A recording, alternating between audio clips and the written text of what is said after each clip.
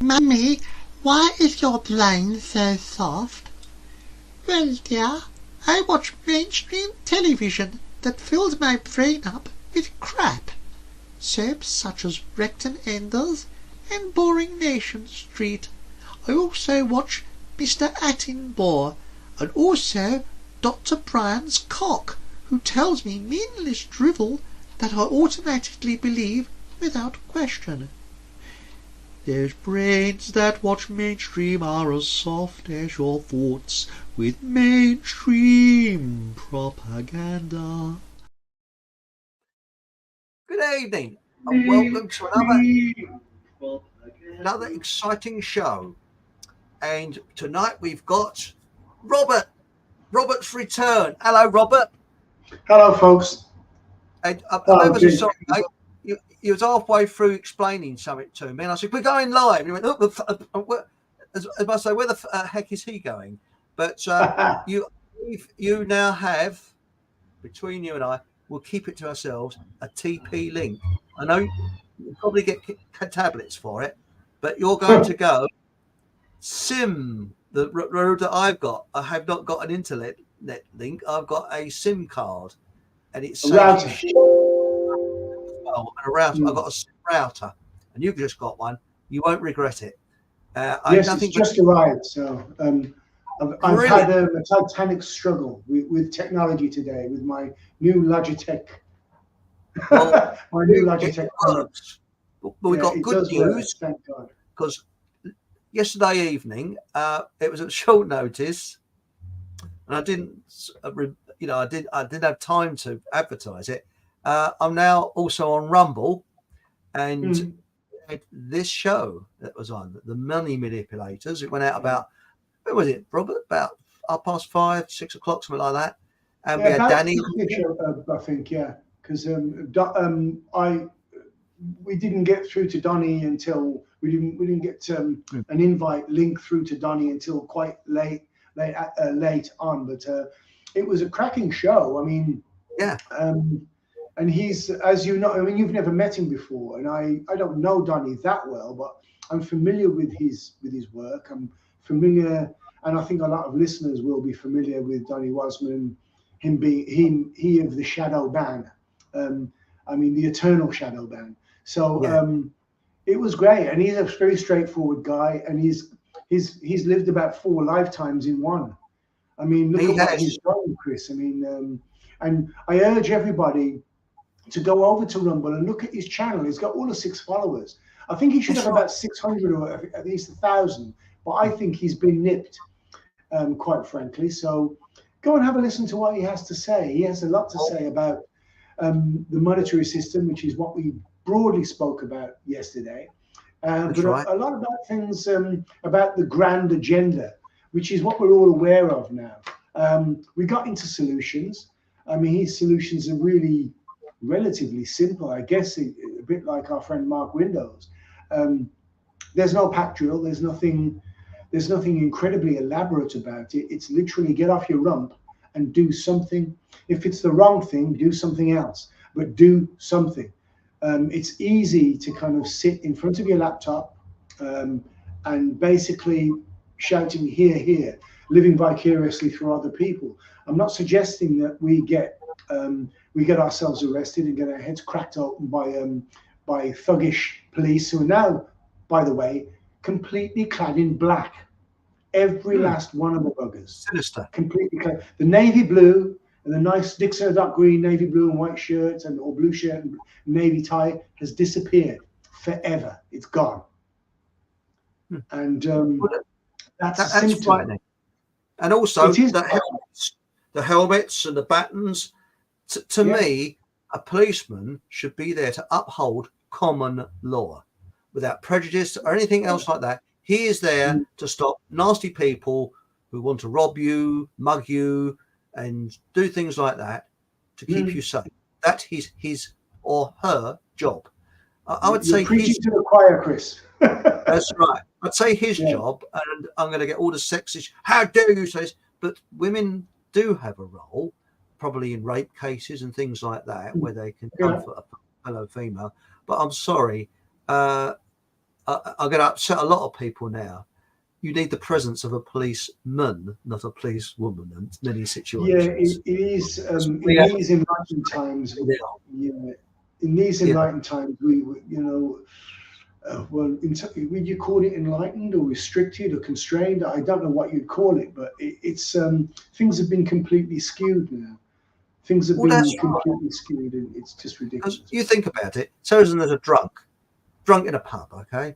Now, Mm, a woman walks, lady police officer walks in. Excuse me, do you think you could stop being rude and precisely. leave the club? Mm, What are you going to do? Police walks in. Now, excuse me, sir, would you please look me outside? I don't yeah, think we need any bus, do we? Just outside.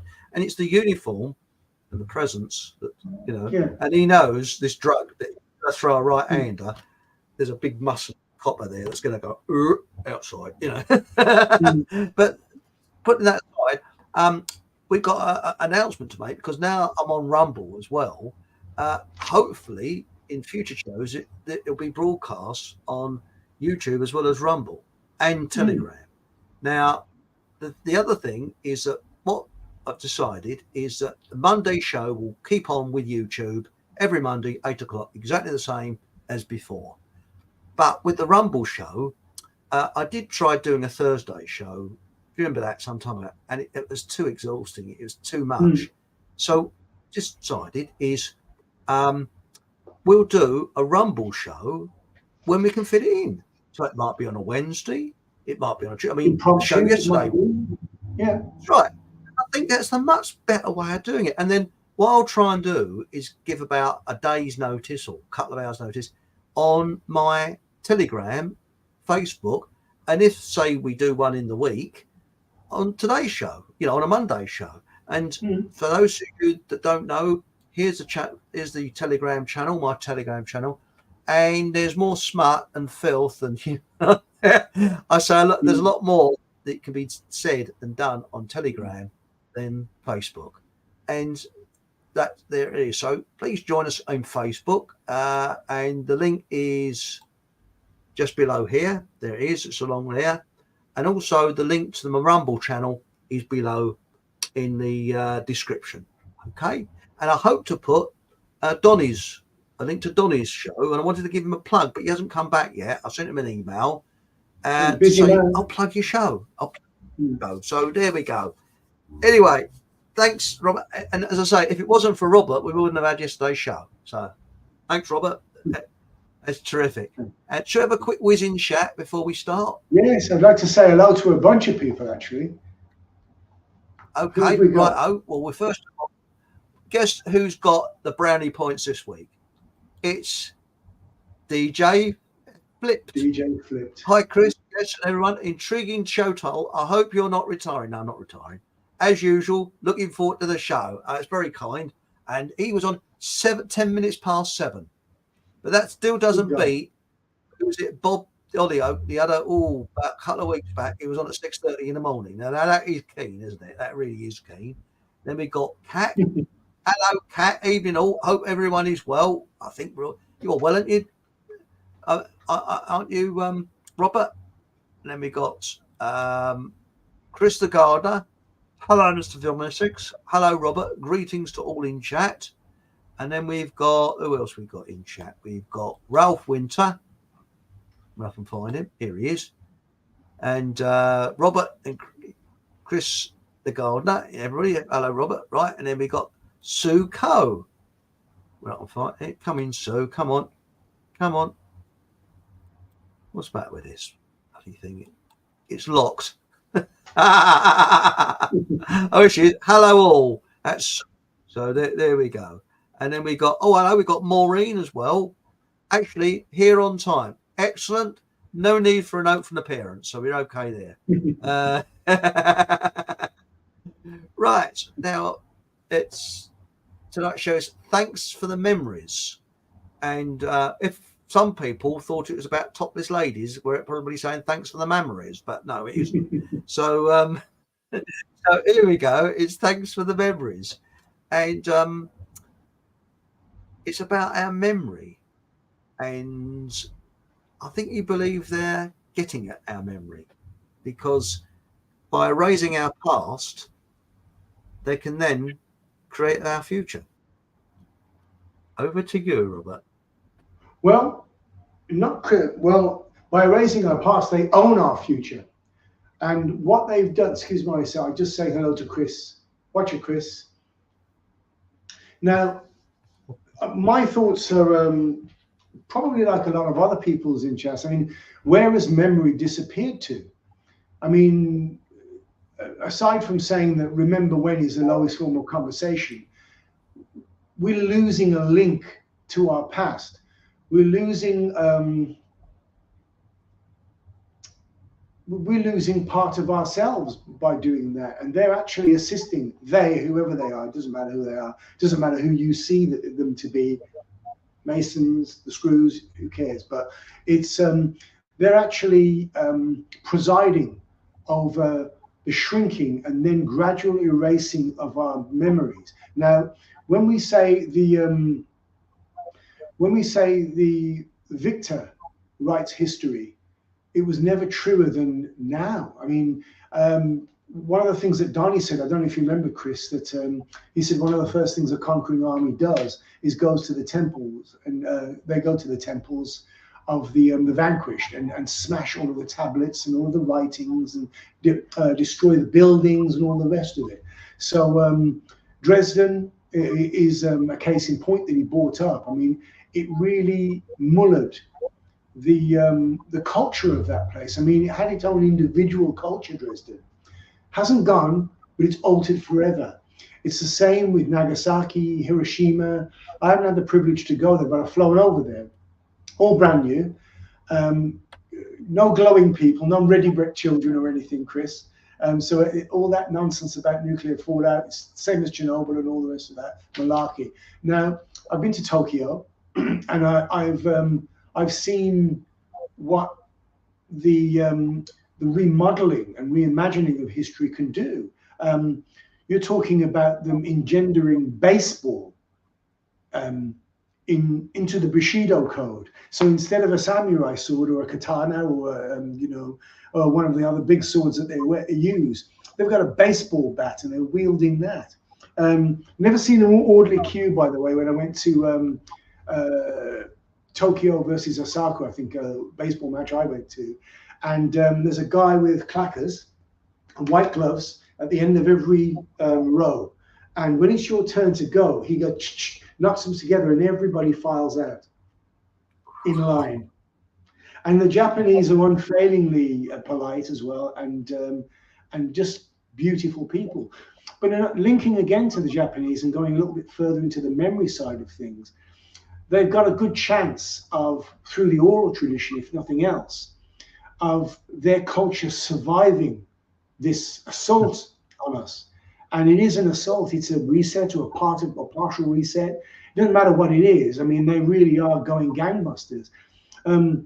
Up until 4 years ago, I didn't know what the pineal gland was, I have to confess. But now I know that they're actually trying to not calcify it, they're trying to encase it in concrete. They're actually trying to encase it in concrete with food, water, everything that they can throw at us. And that is deliberate. There's no other explanation for it. What we have to do is, okay, you can jettison memory, you can park it somewhere, because there's a theory that you remember everything, but it's the recall that is the issue. That's the thing. Everything that goes into the hard drive gets lodged in the software, filed somewhere, but it's the recall. It's the RAM that we've got and the processing speed that has been blunted, blighted, and in some cases completely reduced or even erased in some people. And I think what we have to start doing is start simply writing stuff down. Just write something down. Keep a journal. And if you're going to keep one on a computer, don't go anywhere near the cloud. I 100% agree. Absolutely. Yeah. And that's just one method of keeping a tradition. Keeping as many books as you possibly can. Buying old media in terms of cassette tapes. Get a cassette player. Buy an old record player. get a reel to reel if you have it, and literally just buy all the old stuff. I saw in the charity shop for, I think it was £4, a box set cassette thing of Richard Burton in Shakespeare plays. Fantastic. I just thought, where do you get that? Where do you get it now? There was another one of Catherine Hepburn, a box set for £4, completely sealed, of DVDs. Guess Who's Coming to Dinner, another one, a couple of the ones that she did with Spencer Tracy. There's about 4 or 5 movies in there. And I just thought, if we lose that, we'll go down and not in flames. We'll just sink to the bottom. Well, the bottom of this sort of philosophical, spiritual ocean that they've got us drowning in. We really, really need to do that. Now, memory, there's a lot of people that question memory as well and put doubt in people's mind. Actually, it's not the way it happened. 1984 is a great case in point with Winston. His job was literally erasing memory. Yes. And literally putting in new memories, inserting it into the media. We have to be very, very careful. Our house is like a library, so many books, videos, etc. Thank you, Sue. Excellent. And also, Excellent. what Chris said, alcohol calcifies the pineal gland. I didn't know that. I'm ever so sorry. I'm sorry, Chris. I'm sorry. I cannot touch red meat. It's against my religion without a glass of red wine. I'm so sorry, my friend. I'll put on my head a little bit later on. It's strange, though, that when you look at, I mean, I don't really want to go too far into diets, but when you look at the French and the Italians, they eat possibly, if you put it on paper, the worst diet ever, but they live the longest and they're very fit. Is it the worst diet? I mean, we were talking about this with Donnie yesterday. Is it the worst diet? A lot of red meat. Yeah. Yeah. And people that live there. A lot of olive oil, bit of wine, a lot of sun, and also they take their time over things. There's none of this in top gear all the time, herring around the place, rushing into our own demise, as it were. They take their time over things. They savor and enjoy things. Everything from getting dressed to actually food and drink and movies and books and things. We've got to start. I mean, Sue touched on it a little bit earlier on, that her place is like a library. Fluoride calcifies the pineal gland. Don't mind the glass of red wine, and mine seems to be fully operating. That's absolutely fine. Kat. That's right, Kat. Cheers, Kat. Cheers. Cheers. There you go. So, I've got Adam's here. This is precisely that. Passed by Birmingham. Polish vodka, if anybody wants to know, by the way. It's fucking brew. Yeah, it's you've heard of Iron Brew? That's fucking brew. Fucking brew, that is, yes. In all seriousness, though, we have to actually preserve that and jealously guard it. I'm a recovering alcoholic. I didn't know that, Chris. Still a pothead is well. There's nothing wrong with that. Chris, as they say, no dope, no hope. One of the nicest recovering alcoholics, and I think. Well, he's not just in that category. In other categories, he's one of the nicest men to walk the planet. This boy, I tell you, very nice. Just a beautiful heart, beautiful soul. We need more like this guy. He's been through the clone anybody, we'll clone Chris if we could. We would. We'll have better gardens as well if we clone Chris. We're talking about Chris the gardener because you can tell he's been through the rapids in life, and people that's had the toughest lives are generally the nicest people, I found. He's a dude, proper dude. But the thing is, with our past, I mean, a perfect example was what happened in Germany after World War II, where they re-educated people away from the education. They called it, didn't they? What would it be now? 12 years. I won't go fully into that because we're going into Rumble territory there, and I don't want to set the clack off at YouTube.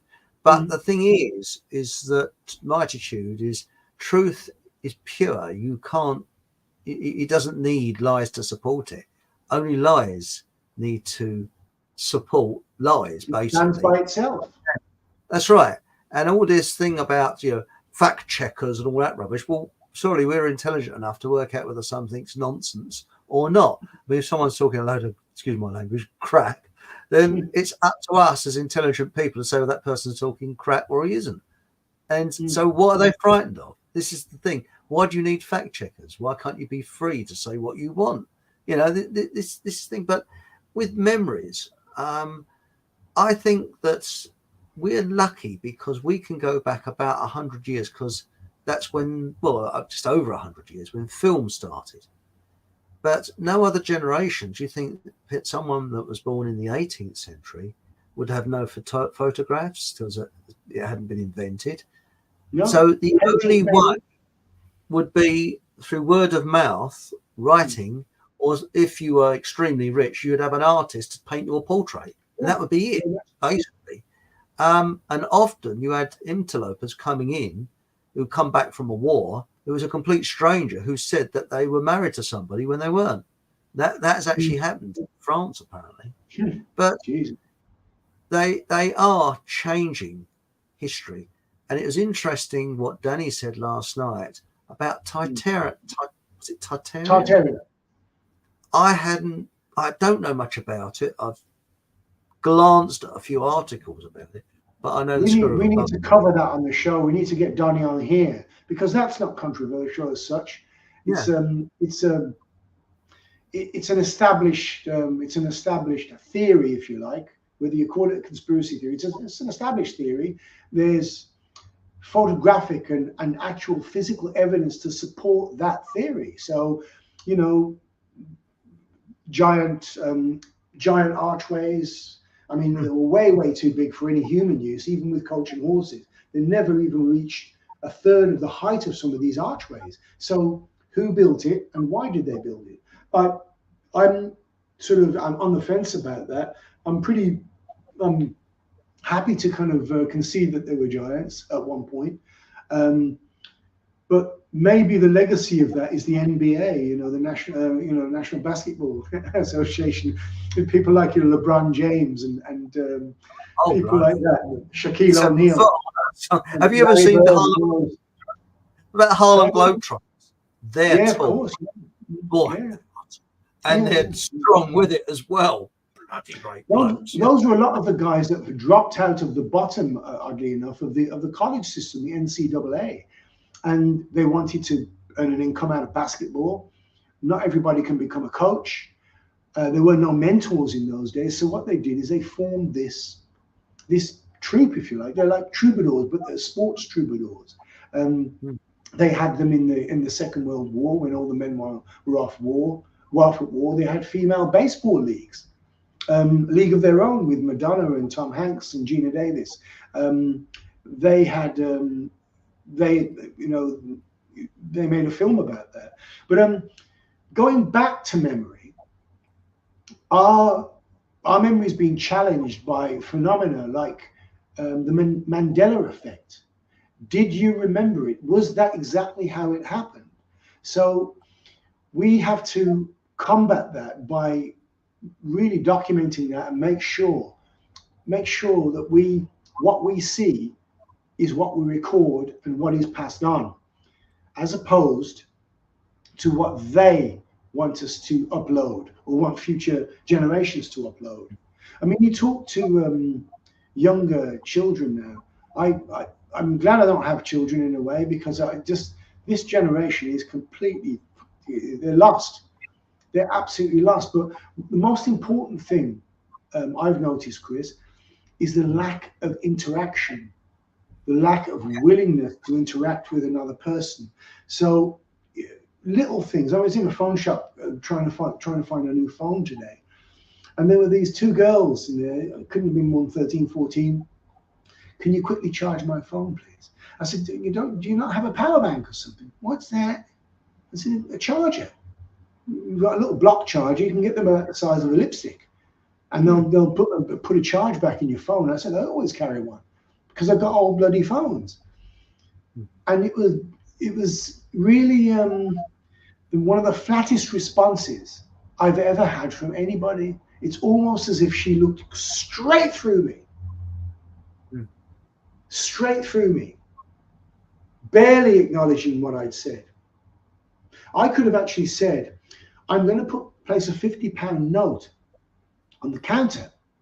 I want you to pick it up. I doubt if she should even have heard that. But such is the visual tradition that they're developing now, as opposed to the oral or written tradition, that she would recognize that visually. Now, I speak as somebody who's a visual learner as well. So I have to create a mind movie, if you like, of a task, and then it sinks in. I'm okay with oral instructions and whatever else, and written instructions, but it takes me a lot longer to process that. But if I see it visually, I respond better. But what's happening is they're removing, they being whoever they are removing those little segments, those little means of us recalling things and recording things and learning things. It's basically going to be words and pictures, almost like flashcards. We're going to be reduced to that very shortly. Text messaging is another thing, picture messaging. I have my work phone is here, and I have nothing but WhatsApp messages. There are people that can be sitting in one of the apartments, not 80 feet away from me, sending a text when they could have literally just opened the door and shouted down the stairs for me, or rang or called me. So I'm constantly sort of nailed to this anchor, if you like, this anchor of circuitry and lithium and just nonsense and twaddle. It's incredible how they've, in a very, very short time, the memory has gone. Nobody remembers what a phone box is. Even people of maybe perhaps our generation, because we might remember who it is. I'm maybe exaggerating a little there, but when people that aren't used to it see that, they think, what the heck is that? And you know, it's a phone box. We used to keep a phone in it. Used to walk up to it. Oh my God, what if it was raining? I said, well, you took an umbrella. You know, what if you didn't have any change? Well, you got some change, or you transfer charge the call or something. We're really under fire in more ways than one. I mean, it's not just the spiritual side of things. It's not just the physical side with these arm spears and all these, you know, all that nonsense. It's not just that. It's people feeding us a line of, quite frankly, bullshit. Who is it now that a cabinet minister was saying that rain can lead to droughts? We discussed that yesterday. And I just thought, what specious bollocks. I mean, excuse my language, but what a load of nonsense. And people will swallow that whole because they don't remember how to think. They don't remember how to think critically. They don't really understand that is not chocolate mousse that's just dropped on the floor. That's shit. You know, that precisely. And the other one, they don't see the chemtrails. Again, with memory. Have you seen that? You say, hey, look at that up there. Oh, chemtrails. Oh, and yeah, this kind of this grey cotton wool type duvet. That it's just like a duvet. It comes over us. Yeah, and blocks out the sun. I mean, today the sun was out and it still felt cool. It wasn't that warm. It was still cool. And this time of the year, normally the sun comes out and you feel, oh, it's a bit warm. You know, it's quite nice. I mean, I remember when the lockdown started. I think it was in the March. I was cycling around because it was quite a nice time to cycle around because I hardly any cars on the road, and it was quite warm. It wasn't raining. It was nice weather, and that was in March. And I really don't know what's happened to the weather. It's just bonkers. But with this memory, they're trying to now make it look as if we've always had chemtrails when we haven't. We haven't. I can remember a time when the sky was absolutely azure blue. It was absolutely beautiful. And there's nothing wrong with having that. We didn't hear about climate change until I'm 60 now, so I didn't hear about climate change until maybe my mid-40s, and then it started just rearing its head, and only certain outlets would speak about it. You'd have Patrick Moore, that sort of one-eyed guy that played the mallet keyboard, if you remember him, talking about Pluto and stuff like that. Oh, He Patrick Moore. Patrick Moore. Yeah. Yeah, helping to reinforce the myth of the moon landing and the myth of, it's not the myth of the solar system. It doesn't exist. You can see it. It's beautiful. And whether the Earth is flat, round, goggle shaped, it doesn't matter. But it's still, the sky is still beautiful at night if they bloody leave it alone. But I saw those nighttime chemtrails, and like I said to Deb, I think it was my first ever appearance. It was like Mickey Mouse casting his the wizard casting his wand in Fantasia with this glitter trail coming off of it. Now, I personally speaking, don't want to have a world where the sky is dulled out like some dystopian movie. I want to be able to see clouds, puffy white clouds that haven't been messed around with. One of the things is in Dubai, when they've got these massive rainstorms. Who can ever remember that? Even people with dulled memory can't remember that. And I've spoken to a few Middle Eastern people as well, Chris, about this. None of them have ever seen it before. They've seen lightning storms in the desert, because you do. You get rain in the desert. You get snow in the desert, but you don't get stuff like that. That was biblical. And I actually said to this one chap, it's like something out of the Bible. And he kind of looked at me and he said, yeah, you might be quite right. Yeah, I'm quite right. I can bet your ass I'm right. I said, you can't remember it. I'm a little bit younger than you and I can't remember it. And I bet you your mother, once she stops running away from me and putting her bloody jillabab on, right? Because that's quite funny, actually. But it's a story for another day. But once you circulate that amongst your people, this chap was from Riyadh. And he said, well, it's not so bad in Riyadh, but it was terrible in Dubai and in the Emirates. He said, a friend of mine in Kuwait, they've got a little bit of a nip of it there, and you know, Bahrain and other places like that. And they're happy not to have memories, to be honest with you. I think they've got an anchor in memory with the Quran and their belief system. I think they've got an anchor with that, but that will soon be co-opted, because they are probably one of the most malleable peoples I've ever met, I have to say. In terms of being pushed and pulled and yanked this way, that way, they go where the petrodollar tells them to go. And you speak to them about the big P word against the big J word, you know. You speak to them about that, couldn't give a monkey's really. They might pay lip service to a bit of sympathy, but even them going back not so far in their recent history, apart from maybe the Saudis, not so far in their recent history, they were all for nuking that bloody place. They were all for getting them out of there, because they knew that it was the West driving a wedge further in between, the Shiites and the Sunnis, and all places, at all points north and south and west of that. But that they are refusing to remember, Chris. That's another thing that really concerns me. There are people that are refusing to remember. People that have got good memories, they're untrammeled in a way. But when faced with going so far into a series of discoveries, let's say, for instance, the Big C, Divok 91 Divok. Let's take that, for instance.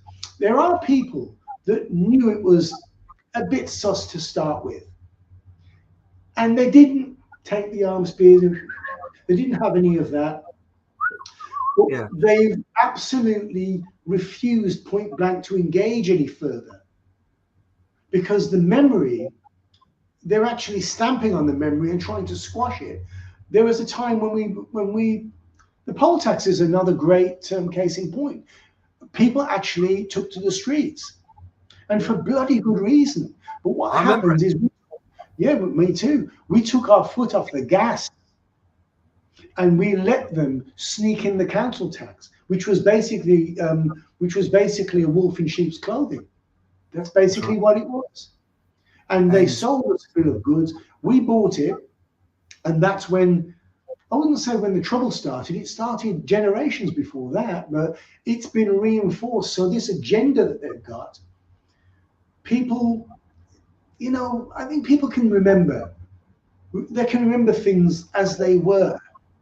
It wasn't milk and honey by any manner of means. We had strikes, we had this, we had that, we had power outages, but they were all levers into what we're getting into now. And they were, and it's up to us to fight back. Obviously, there's the passive resistance. There's the actually no, thank you. There's that, and people have forgotten how to say no, thank you. End of the First World War, the soldiers who weren't militant, they went off to fight for king and country, marching behind a lanyard, very proud with their polished buttons and all the rest of it, polished weapons and everything. And we're going to kill the Hun. They didn't know why they were half the time, but when they got back, they realized pretty damn soon when they were in a filthy trench up to their chest in mud, that this was a bit of bullshit. So what happened is a lot of them swore, if I survive, I'll tell people about this. What the establishment did was they said, we've got to kill that memory. We've got to kill that memory. They're trying with the Irish as well to kill the memory of people like De Valera and people like that, and Michael Collins and the other people. They're trying to actually reimagine that. They're trying to romanticize the Michael Collins thing with the story with Liam Neeson and the sort of they tried to make it into a love triangle between, I think it was Kitty, her name was, and there's another dude that was a revolutionary with him as well. That they had this love triangle, and it was played by Aidan Quinn. Aidan Quinn played that character, and it was just another bit of adjusting of our memories. Saving Private Ryan is another adjusting of our memories. 1917 was it? That thing with, that film where they have that whole Indian regiment in turbans with a bloody big instead of a bindi, oddly enough, it's above their pineal gland. They have the regimental badge there, the cap badge on their turbans, and you think, hang on. Everybody who ever remembered that is dead. It's quite clear of that. But they're actually reinforcing a myth that nobody else can counter. So if you're not there to counter the myth, or there's nothing written or oral passed down, so let's say your grandfather, Chris, would have passed it on to your father before he was conscripted and went off to the war. Your father would remember it and tell you. You'd then remember it and tell your next generation, regardless of whether you had children or not. And obviously there's the book there as well. It's a shame your grandfather didn't write one as well, because that could have been great generational legacy. So you had people like Siegfried Sassoon and Wilfred Owen, war poets, that were basically telling people how terrible this was and how much of a farce. Breaker Morant, in one of the things, well, Breaker Morant, Captain Morant, was a bit of a poet, was a bit of a romantic. He wrote a poem called Scapegoats of the Empire. Because he said, we were executed as an expedient, as a handshake to the Boers. We were told to go out and kill these people. We were told to go and hunt them down. So what they used, Breaker Morant and the rest of the people, used guerrilla tactics on the Boers. So it was just seen as not cricket. Now, that memory has been probably in about 10 years' time, you won't be able to see Breaker Morant on TV or on unless you've got DVD copies of it. And who knows, with AI, they might be able to erase your disc when you put it in. Who knows? I mean, I told you the story the other day, Chris, about me with the Epson Mafia. Now, I tried to. Some very generous person gave me some a tip, and it was in US dollars. I tried to scan a $20 bill in order to. I was going to send it to you, and I was thinking, real money, fake money. I was actually going to send it to you, and it sent a little note to me. It sent a little note to me. There you go. It sent a little note to me saying, "You're not permitted to do this. This is illegal." Good heavens! Yeah, I'll send it. I made it. I took a screen grab and I'll send it to you. And That's fascinating. precisely. Now that is my hardware. I bought that. If I'd have bought something that was 5 years older, wouldn't have been a problem. But now what they're trying to do is attacking memory from every possible avenue, so that we're whittled down to what happened yesterday if we're lucky. And that is my kind of take on it, I guess, really. But everything we see is something that's reimagined, an outright lie, or all points in between that. They're moving timelines as well. That's right. Timelines. Yeah, years and years ago, I said to somebody, and they told me I was nuts. And this was before I started. This was well before this happened. I actually saw a little bit of a chink of the light at the end of the tunnel. I'm not patting myself on the head or anything, but I actually saw and mentioned to somebody, one day we won't be permitted to remember the Second World War unless it's through the filter of the burnt offering, shall we call it? The hedge. Oh, yes, yes. Now, yes. What happened now? If you actually deny that, you are anti-Semitic. You actually deny that, you're a racist. Me, a racist, really? Okay. Now, I couldn't to the back of the queue for that anyway. And I just thought, really? Really? Yeah. There was a picture of I wish I'd kept it, of the J Chronicle that is circulated far and wide up in the kosher triangle up here where I live. It said, protect Screwish women from violence. It didn't say domestic violence, it just said violence. So I thought, are our small hat wearing friends knocking their wives around on the QT? Are they smacking them to death with a menorah? And then putting a Torah to the side? What are they doing? And I just thought that the inference was that they're meeting mass violence from everybody. And I thought, hang on, wait a minute. They're the most protected species on the planet.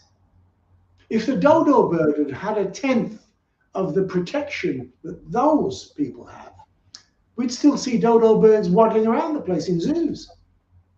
You're spot on. You're spot on. Yeah, because what gets me though is there were genuine victims who did suffer, but they are put into the shadow by the complete and utter, shall we say, agenda brigade, who are promoting this thing. And I feel it's a great insult to the genuine people who you don't hear their voice. You don't hear them. They're pushed to the side. And I think that is the big problem. It's like with most with history. I mean, I remember when we showed Saving Private Ryan to my father, who was in D-Day, and he looked at it and he said, "That's wrong. That's wrong. That's wrong. That's wrong. That's wrong." And we had to turn it off in the end because it upset him. Yeah. And he said, "Well, whoever advised Spielberg wasn't there." That's it. Not, of course. Because it was probably somebody that was behind the lines in Berkshire or somewhere like that was commanding from the HQ that wrote. You know, was it Stephen Ambrose that wrote that? Sorry? Did Stephen Ambrose write it? I don't know who wrote it, but it was a sort of it wasn't a true story. Was that and the brother Stephen Ambrose wrote? Sorry. Yeah. Yeah, it was what do they call it? It was just it wasn't. I mean, when you look at what was it now? What was that film? Catch-22.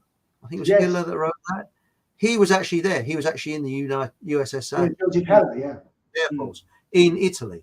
So he wrote it from his memory. the blokes that wrote He Ain't Half Hot Mum, they were actually in India at that time. Oh, hey! And it's back again. Every bloody week. If somebody knows 45 minutes and 4 seconds. Why it does that, I don't know. I think we should have a screensaver that pops up at 45 minutes and 10 seconds, and then we can find it. You can go up and have a cup of tea and come back. Sorry, Chris, we're cutting quite right. I think I don't know whether it's the camera. It's not the light. The lights are on here, so I don't know what the bloody hell it is. And it's something to do with the computer. Software anomaly, you never know. What we're saying is that these people had memories. I mean, for example, Peter Sellers, he was actually in India at the time that Ain't Half Hot Mum was set. And the chaps who wrote it, if you notice it, if you look at Ain't Half Hot Mum, the people are covered in sweat, even though it was filmed in this country. Salt stains on their clothes, And he said, we got to be realistic about this. He said, and we were covered in sweat. Why do they always show people all nice and dry and well? It wasn't. He says it was baking hot. And I think that, I mean, for example, when you look at 1917, that film, there's a lot of errors in it. Heck of a lot. Absolutely, yeah. Because I've seen extracts of it. What would have happened is very, very doubtful that anybody would have gone in to see the top man. You'd have to have been a higher rank to see the very top man. You'd have passed down the ranks. You know, the top man just walked around and rarely, he wouldn't have given the orders to go for those two chaps to go behind the lines and whatever and stop the advance. Yes, it would have been handed down down the ranks, and it had been a lower rank that would have given the information over. That's the way the British Army worked. Yes. And there's a lot of errors like that. I mean, with Saving Private Ryan, one of the gold ones was you see them going in on the landing craft with their chin straps undone. Yes. And everybody had to have their chin straps done up, because when they went into deep water, they'd have lost their helmets, wouldn't they? So they had to have their chin straps. But it looks more Hollywood's high. But the reason the Americans had their chin straps up is there was a thought that they might break their neck if the chin strap was done up. So generally they did not have their chin straps on. Give them that, yes. I don't think the British Army knew anything about that, because we had a different type of steel helmet. But when you look at Saving Private Ryan, all you heard was the machine guns going. But my father said, no, they were bombarded. Absolutely. They're too loud. You couldn't hear anything. Everywhere. Yeah. It was just, you was deafened by the noise. You could not speak to each other. And afterwards, your ears were absolutely ringing. You were it sent you deaf for quite some time afterwards. And I think that really, for example, I'll give another example. If we talk about the American Civil War, our only knowledge of that is either from books or it's mainly from Hollywood. Precisely. Do we know that's right? Well, no, precisely. We don't. It's artistic creation, you know, and license, absolutely. Yeah. Well, Chris, I remember. Yeah. Sorry, can we dive into chat, because there's a oh yes, you've got a good point there. I've got a star here. To turn down my sausages. I'll be back in a sec. Thanks. Okay, Suko says a lot of the book are ones handed down from my grandparents and parents. And Hereditous Skeptic says, I've got a mash on. Have you really? I think you need a stiff one. A drink, I mean. That's English slang for drink, you see. And then we got here. Spot on. No dope, no hope. I'm using that. That's right. Taters or Monster? I don't know. And we've got, hey everyone. Hello, Dan MC. We got Stig. Hello, Stig, all the way from New Zealand. Hope it's nice weather in New Zealand, because we're going to our summer. You're going to your winter. Mind you, your winter is like our bloody summer here. So, you know, it depends on whether you're on North Island or South Island. I think you're on North Island, aren't you, Stig? So it's more tropical, I think, on North Island. I don't know. I've never been there. I had relatives that moved there, though. Oh, that's very kind, Chris. Stop it, you make me blush. Oh, yes. Those that have suffered and been knocked by others are most lovely people. Yes. You can see it in people's eyes as well. Now, I think in the situation of what we are now all going through, if you are managing with no vices, well done. Truth is my weed these days. Up out loud. Yes. I Sorry, concur, Chris. Cat Holly. We all need a crutch of some form. Horses for courses, whatever works. Yes, I agree. Yes. Yeah.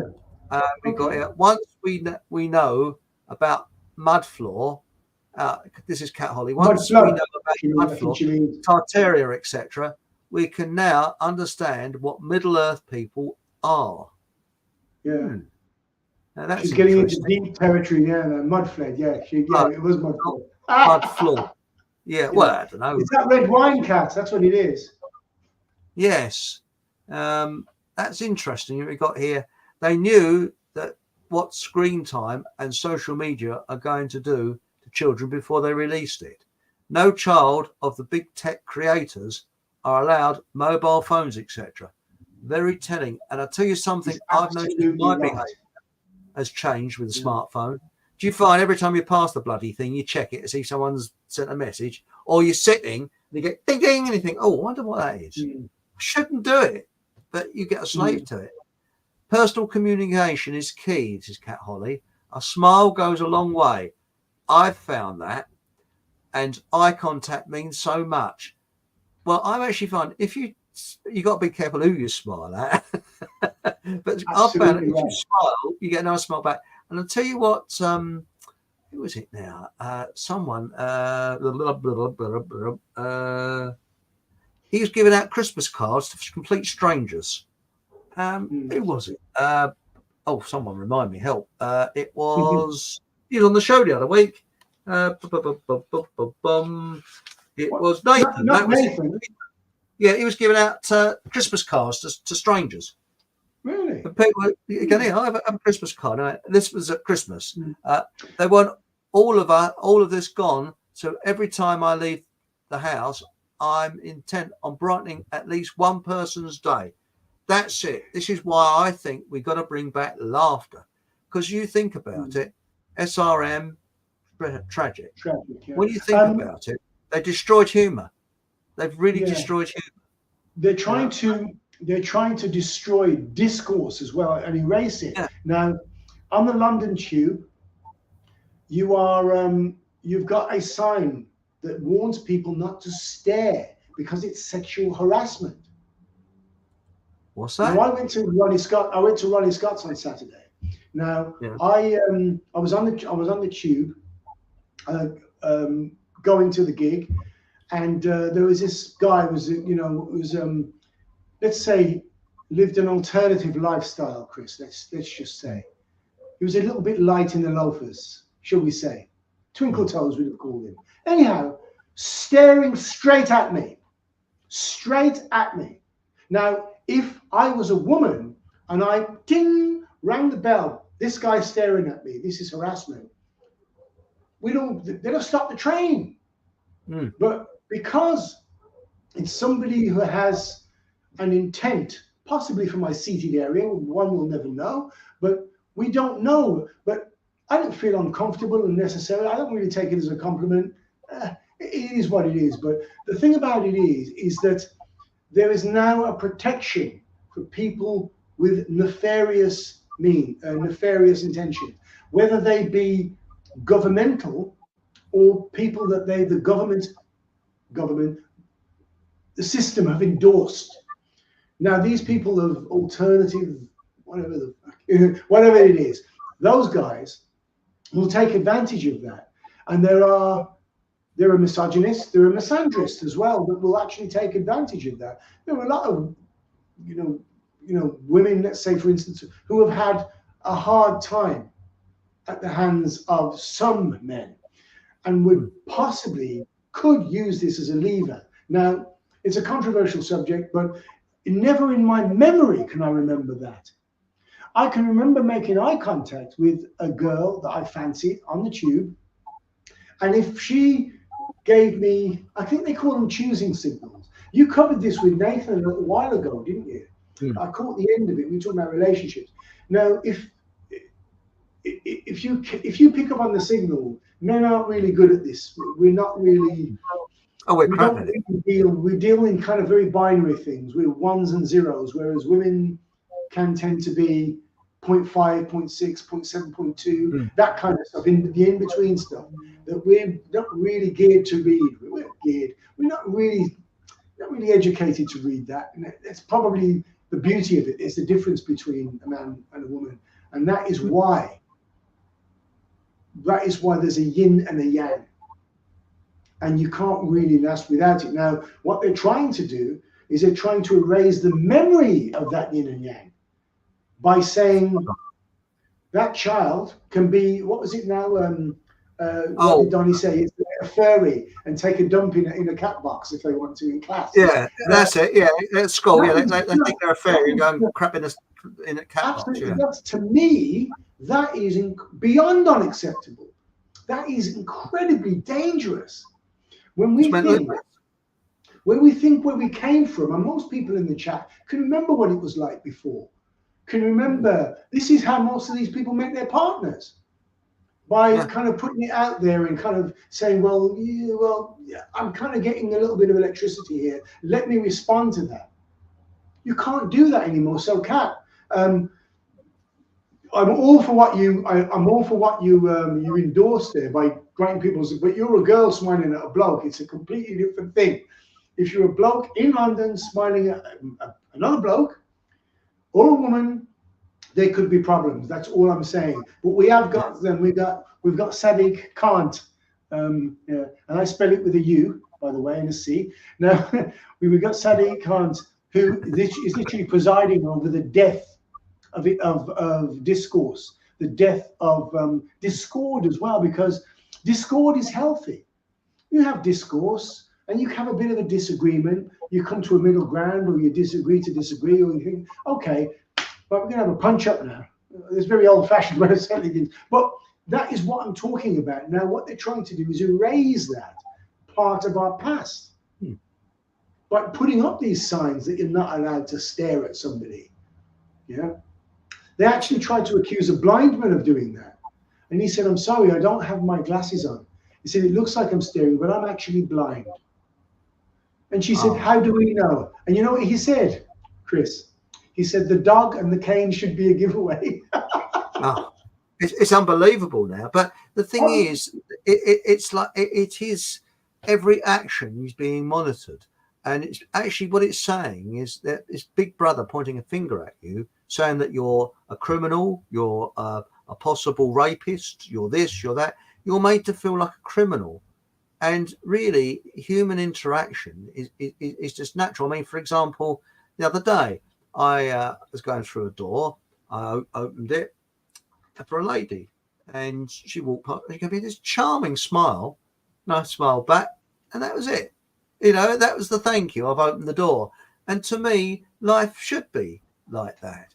And you're saying about women get off signals. Yes, they give off signals to men, but we're too bleeding dumb to pick them up because we structure, their mind is structured in a different way. So we often don't pick up the signals, or we do and we don't. We just, we're a bit dumb in that way. And women don't understand that about men, that we're not there's something about our brain ticks over that cannot pick up very subtle signals. Well, we're wired differently. We're wired differently. Yeah. I mean, that's it. We're used to hitting things with hammers and spanners and screwdrivers, and I won't pigeonhole all men doing that, all the male, but that is part of our diaspora, if you want to call it that. And that's fine. Vive la différence. Let's celebrate the difference instead of. It's like the difference between black people and white people, or Oriental people. I don't call them Asian because that would confuse me. My mates from Bangladesh, India, and Pakistan, so that would confuse everything. You've got people calling Oriental people Asian now. And I actually said, "What do you call your friend that's from Rawalpindi? Are they not Asian?" I said, "Well, there you go." You basically picked up an American right. reinvention Yeah. of an ethnic grouping that is not accurate. It is in a way because they are from Asia, but they are Oriental. They're not Asian as we see it. Now, I always say Oriental. I never say Asian. I mean, we've had quite a few Chinese and Korean guests that come over and stay. And obviously they love London. It's a great place. It's a fabulous walking city.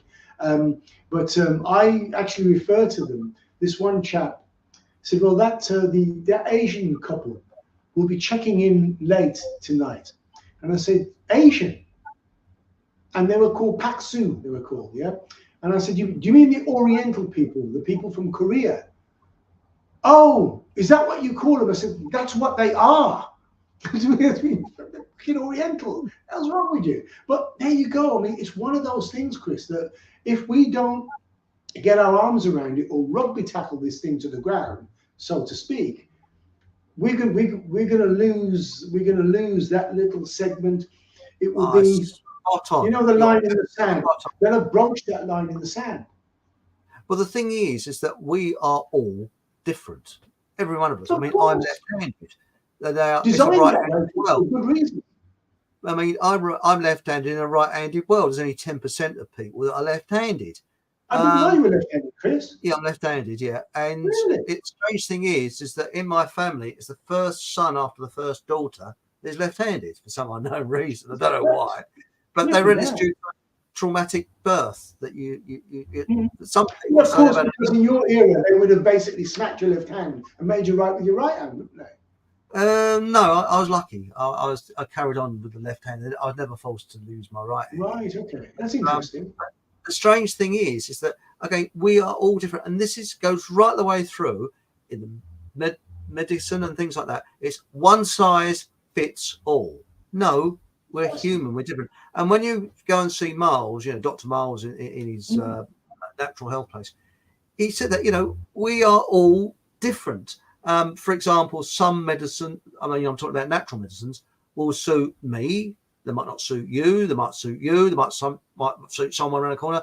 Perfect example is tea tree oil. Now, tea tree oil, yeah, it's quite good if I use it, but I've found other oils are better for me, and somebody else will be completely different. And it's different things. And to me, it's a bit like going to South Africa to see Zulus. And they say, oh, I'm terribly sorry. You can't see the Zulus because that would be racist. We're going to show you Scottish Highland dancing. I think, what the bleed now we're going all the way to South Africa? I mean, I can go just up the road to Scotland and see it that's cheaper. And this is what's getting me. They're destroying everybody's culture. And it's our culture that is so important. And to respect each other's culture is the most important thing, I believe. And this is what angers me a lot. It really does, because we should respect each other's, quirks and things like that.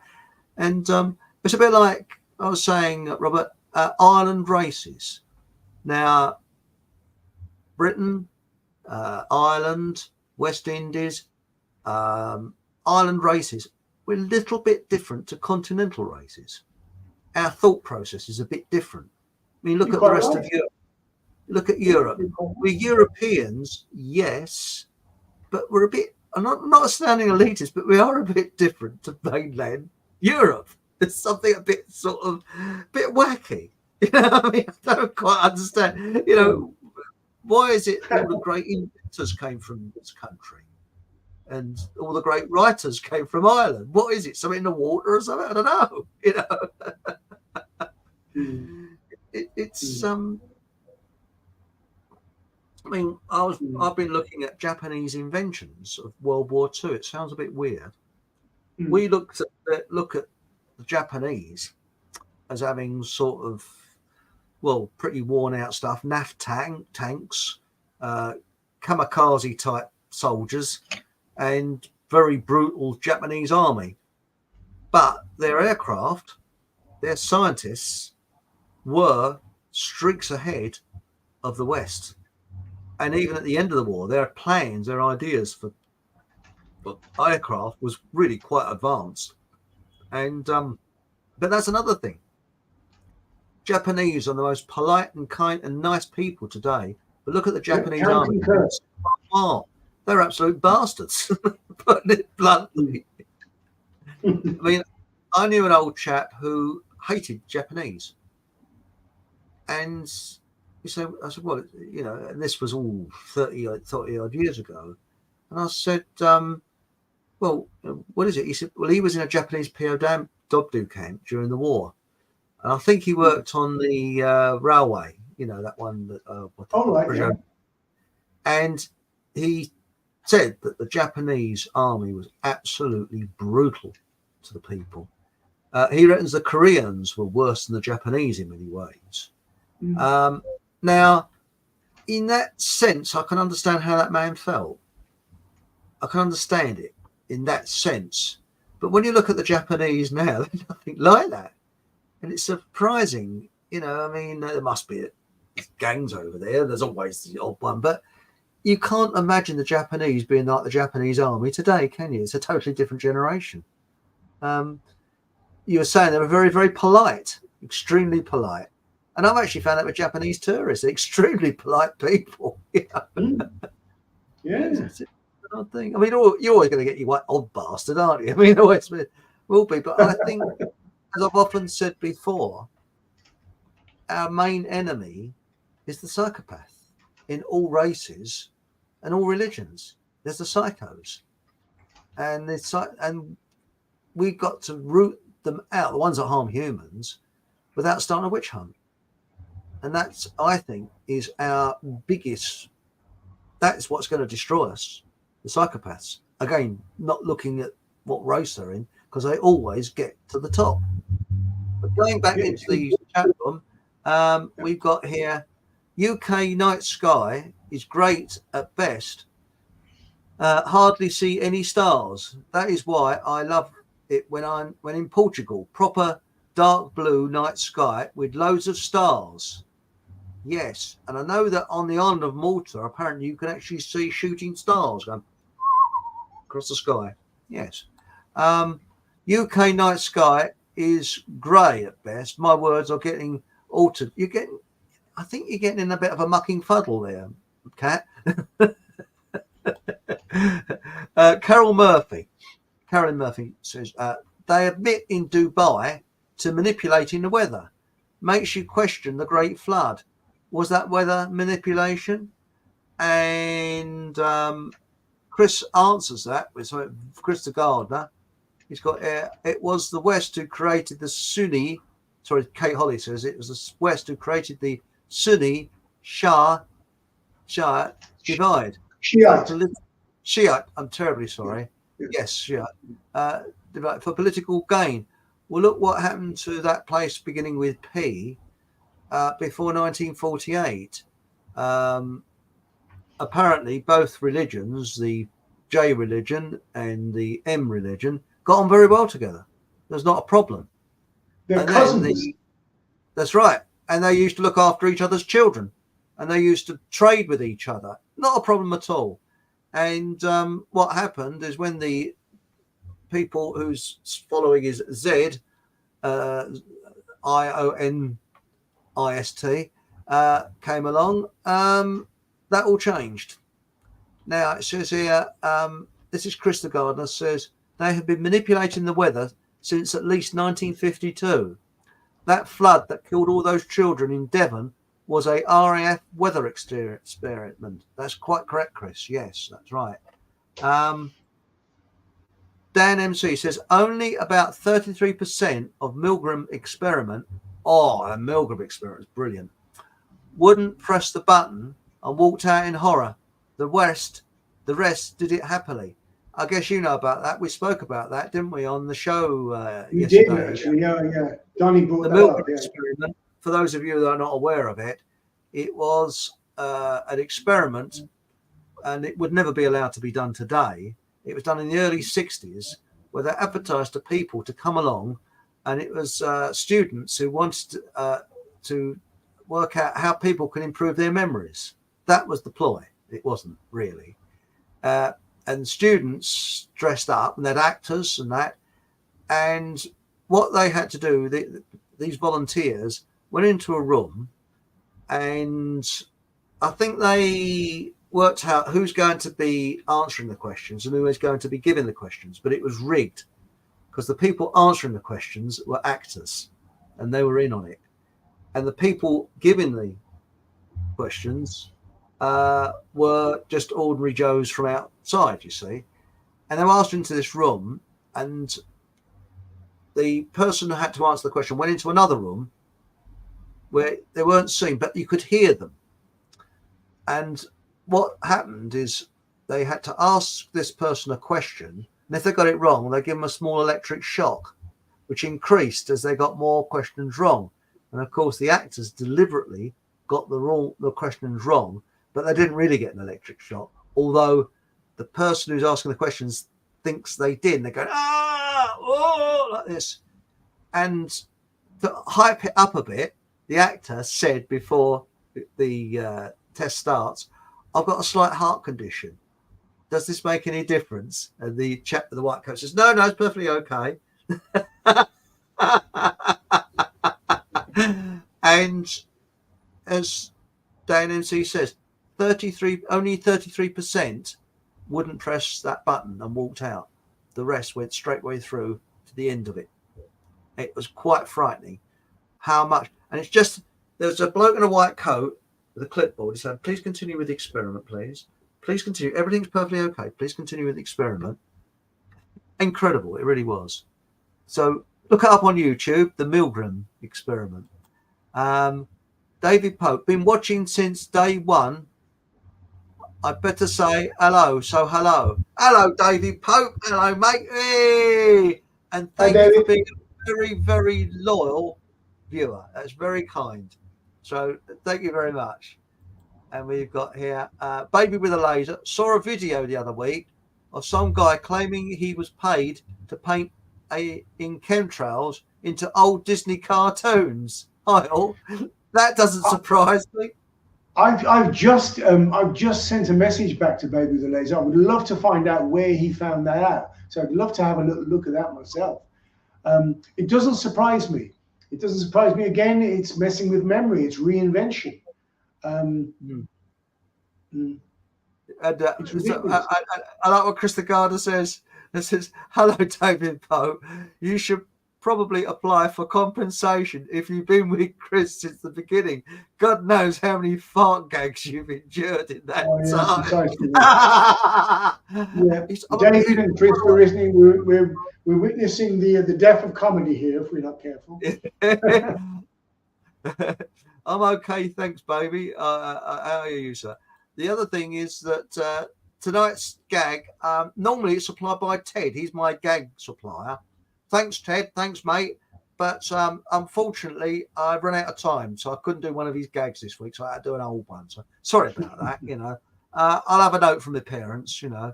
Now, the other thing was this Band of Brothers was Ambrose. Yeah, Stephen Ambrose, yeah. Yes. Now it says here, Saving Private Ryan is very, very loosely based on the story of the Niland brothers, who was mentioned in Bob, but the film is massively exaggerated. Yes. Yeah, Bob is Band of Brothers, I think, Chris. Band of Brothers, yes. Yeah, he's absolutely right. I heard about that as well. I heard there was quite a few brothers, and it would figure because America's such a big country. Yeah. And the people from their armed forces, I mean, there must have been loads of brothers in there. But well, look what happened to the First World War. I mean, it had whole brothers and that. Yeah. But what you were saying about people being very, shall we say, regimented now in Japan. Now we've got our you know that Fokum has actually got an embassy in Siam. Did you know that? Very few people don't realise it. We've got John, who's our loyal, waving the flag in Siam, and he is bloody brave. I can tell you, he's got real guts. And when when we locked down, they had all the masks. He didn't wear a mask in Siam. Good for him. It was tough enough in this country. So you imagine what it's like in a foreign country. That's guts, and I really do admire his bravery. But he was saying, he says, because he comments a lot on BitChute, because like many people with YouTube, they try and comment, and I've had this, you finish and you press return and suddenly it just disappears. So you might spend half hour writing an answer to a comment and it just disappears. That's YouTube. There's another. And he comments on BitChute, and because a copy of this show goes on to BitChute automatically, hopefully. And he was saying how compliant the people in Siam are. Totally compliant. It's and I mean this answers my question in many ways. It's like how Chairman Mao, a complete and utter raving nutcase, got in China, because they're very intelligent people. I mean, look at him. Look what Chairman Mao did. I mean, he's a bloody fruitcake, you know. And but they seem very. I mean, they're such sweet people. The people from that region, they seem just so nice, and you think, hang on, they're probably the easiest to manipulate. Those people with very gentle souls, and they just seem very, again, pliable. I think he's absolutely right. The guy in Siam, I think he's absolutely right when he says that. It's John, John. Beg your pardon. Sorry, John. It's we know that when we get things in Malaysia and floods and storms and things like that in places like Fiji and New Zealand, we know that those people are going to get screwed. They put some lunatic like what was that woman with the railings? What was her name now? The one with the could eat an apple for New Zealand. What was the goofy one in New Zealand? Yeah. Oh, I never remember her bloody name. But anyway, they put lunatics like that in as the figurehead. No, they're not in charge, but as the figurehead. And they are complete psychopaths. And they give them a little pot of gold. And then they say, well, do this, this, this, and this, and then you're off. And then apparently she retires, and you've got Jeanette McCranky up in Scotland. Oh, now, they were talking about this Indian guy or Pakistani guy of Pakistani heritage is going to have to fall on his sword for the SNP up in Scotland now. He's resigned, didn't he? Not that I think politics is anything but a load of horseshit. No, he's resigned, didn't he, apparently? Yeah. You had people actually starting to make ethnically charged comments. And I actually said, well, don't you realize that this is just another cheek of the same arse? This cheek's the other color, but it doesn't make any difference. He'll be pressing the agenda like the next person and the next person and the next person. They're stakeholders, and they are told what to do. And these people that think they're on the cutting edge of the truth or whatever that might mean, they are a day late and at least $1 short when it comes to that. Now, I'm not blowing my own horn, because there's loads and loads I've got to learn. There's loads of rabbit holes, if you quote James Delingpole. There's loads of tunnels I won't explore, because I won't have the time. I always get suggested books to read and whatever else, and the queue is getting longer and longer and longer. But I have to filter out what will be, frankly, a waste of my time. These kind of esoteric things, they're wonderful, and I'm sure they're very enriching to read. But things that are give me more hard evidence and hard material data are things that I've got to focus on, because I'm 60, not 16. And I've only got a limited amount of time on this planet in this incarnation. We all have. So I think we've got to sort out the wheat from the chaff. And there's also the messing with the memory. It comes into that as well. I mean, it literally won't. They won't stop. I mean, they are going full steam ahead. They don't care what we think. Have you seen this thing about the NHS selling off your data? Oh, yes. I think we've got to get something in. Is it 23rd or sometime in June? Yeah, something in June. That's gone. I think they ignore it, to be honest. That is done. Now, anybody that thinks they haven't done anything is living in cloud cuckoo land. They announce it's problem reaction solution. Now, what they've done is the solution was in place well before. Now, the solution was them to flog our data off. I had an appointment the other day at at my local GP. I was surprised to get it, but I was the doctor. She was. I mean, I've got suits older than her, right? But anyway, we had the appointment and we were talking about diet and things like that.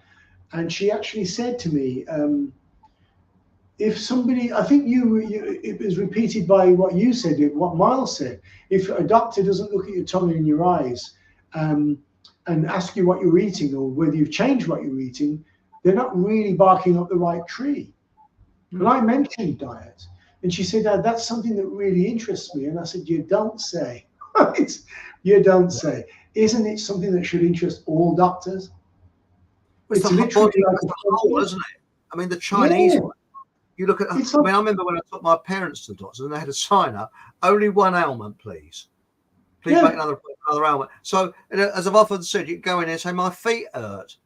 So they'd send you off to see a specialist, but they wouldn't look at it and say, well, actually, you've got the wrong size shoes on, would they? You know, buy a size quite large and you'd be all right. You know, precisely. Yeah. There's a fantastic. I don't think they really. There are a lot of people that just don't get it. They just don't get it, and it's just one of those things that we're just going to have to skate around. But I think Dan MC concurred with me about the 33% with the milligrams experiment. Yeah. All we need is 30%, Dan. We don't need anything else, because the rest, the other 67% will be dead. Well, and did you a know percentage of that? Sad to say that, but don't mean dead in the literal sense necessarily. But in the spiritual and intellectual sense, they will be gone from us, and that will be it. And we'll have to say some hard goodbyes to people.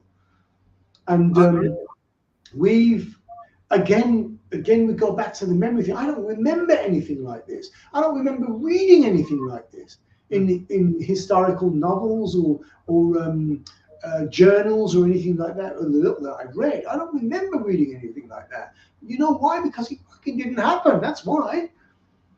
And what they've done is they've literally, Chris was saying earlier on, Chris the gardener, Chris was saying that the great and the good don't allow their children social media or mobile telecommunications en masse, because they know that those are the things that target people. Those are the items that they're. Have you noticed nobody's ever taken credit for inventing the mobile telephone? That's interesting. You're right. Nobody's taken credit for for inventing social media, as it were.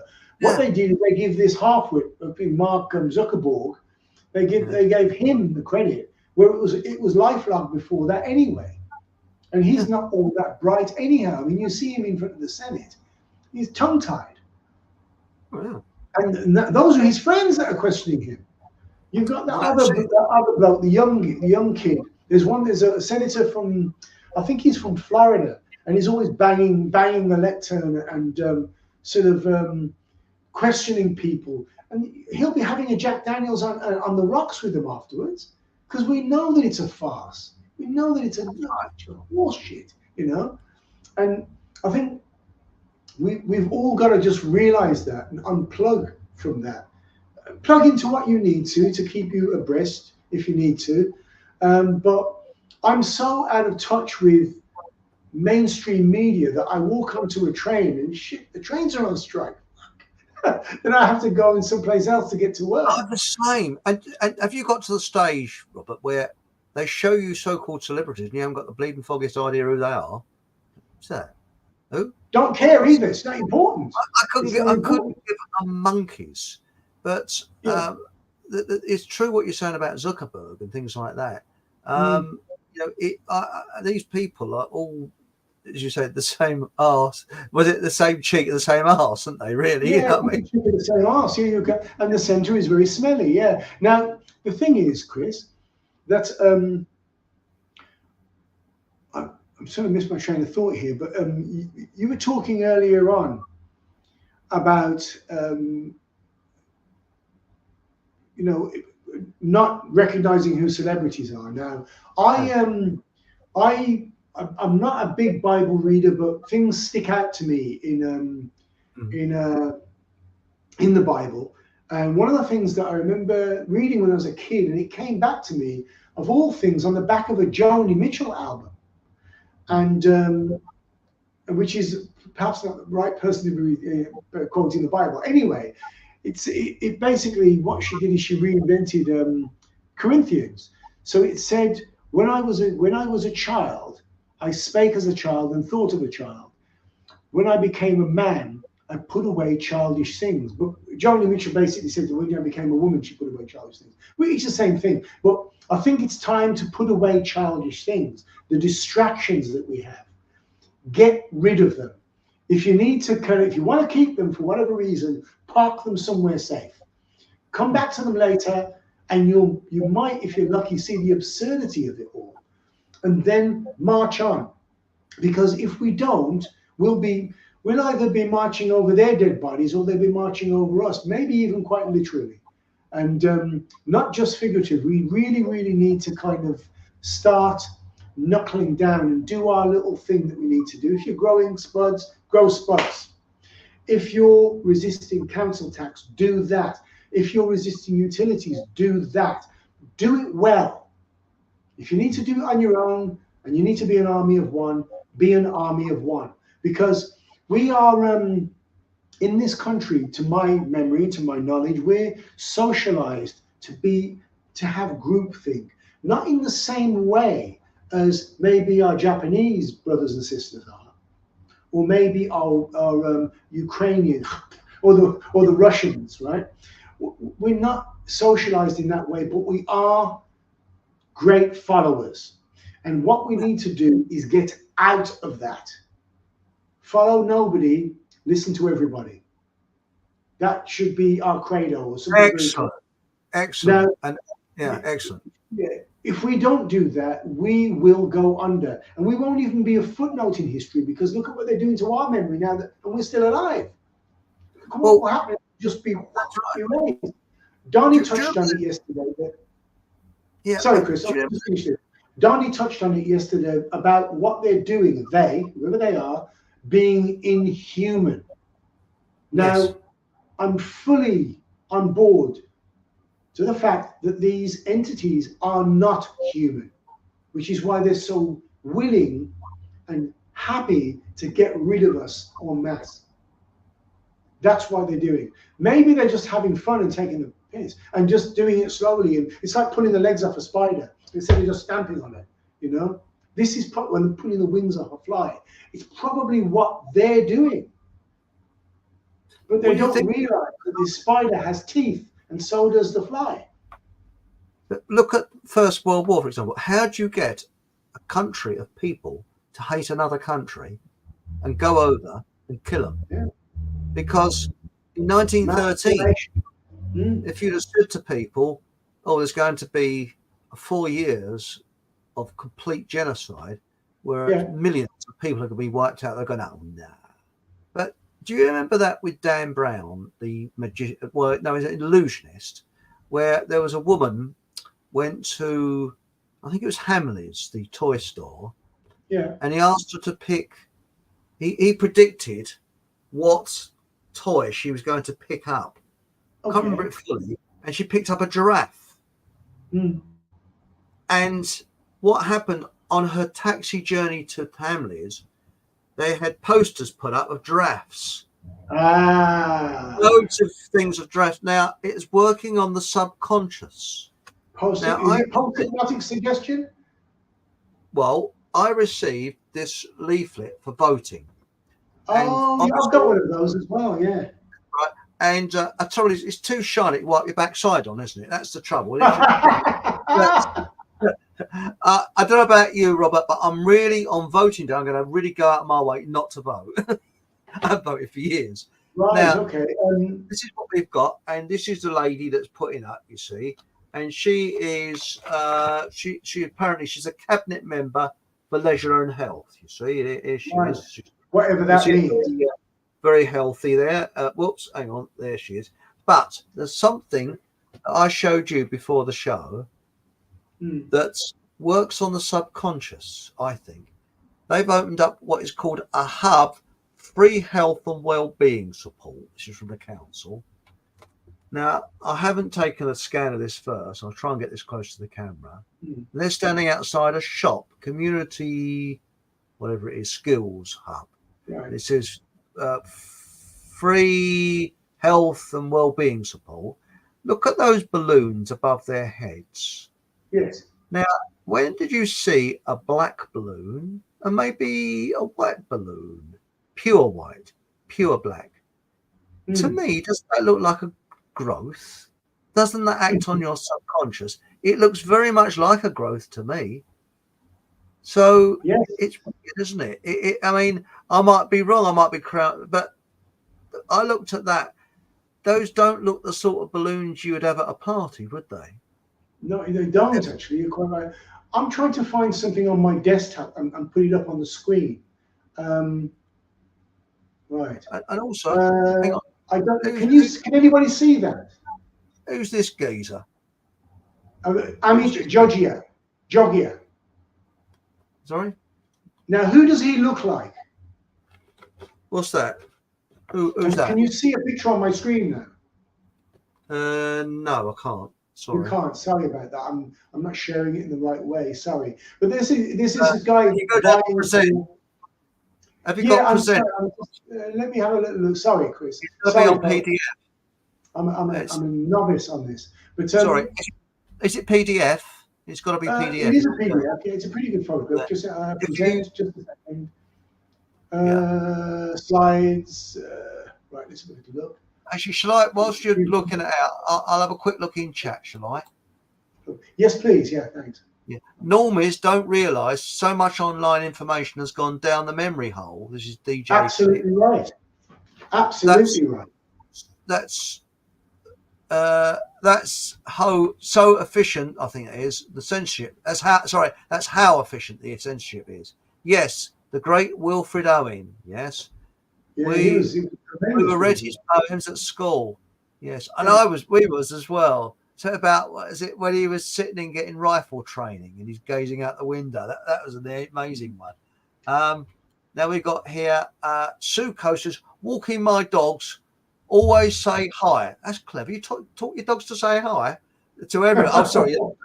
Bloody clever dog. Bit frightening, isn't it? You walk along, the dog says hi.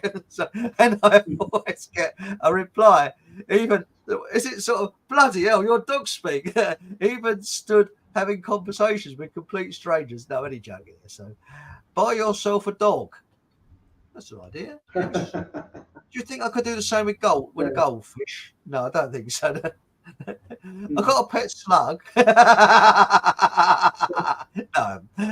No, we've got here. Give the show the thumbs up, please. Only 10 likes so far. Bless you, Kat. Bless you. Thank you very much. Thank you for that. Yes. Then we've got Caroline Murphy says, can you imagine how bad things are going to get once 5 grams is up and running? 5 grams. Yeah. Well, you're probably right then. It says 5 grams. Yeah. 5 grams. Sorry about that. Is up and running and watching every move. That is why they are putting all these rules in now so they can punish us later.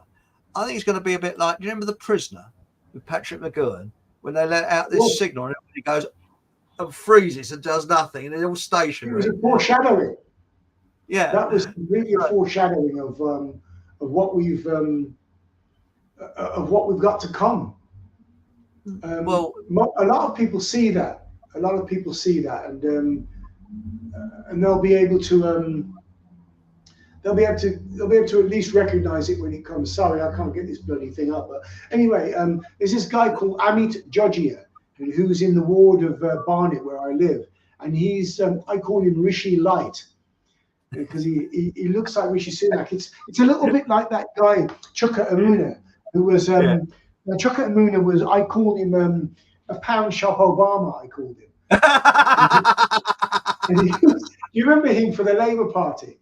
And he was he was kind of thumping the lectern and was and leaning over in the Commons, and he was a front bencher at one point, and he was literally being groomed, if you like, to be the next big thing. And I just thought, really, really, as it doesn't matter what color skin the jackass that is mouthing garbage has. They're just a placeholder. It doesn't matter. Who cares? Nobody cares. Well, nobody should care. And who is it now that I think it's been said before, but I remember John Hamer saying this. He said, "I never vote because the government always get in." That's right. The one that I like that's spot on. And also, if voting changed anything, they'd ban it. Of course they would. Yeah, of course. And I mean, Mark Windows has a different kind of take on it. Mark Windows reckons that we should attack through the electoral system, but you've got to actually assume that they're not going to mess around with the voting, which is how Sadiq Kant got back in. Spelt with a U, by the way, and a C. You've got to understand that they won't permit that. Now, that's right. I don't think it's naivete on Mark's part. I don't think it is. I really love what he does for the most part, but I just don't agree with that. I don't agree, and I just agree with the withdrawal from it.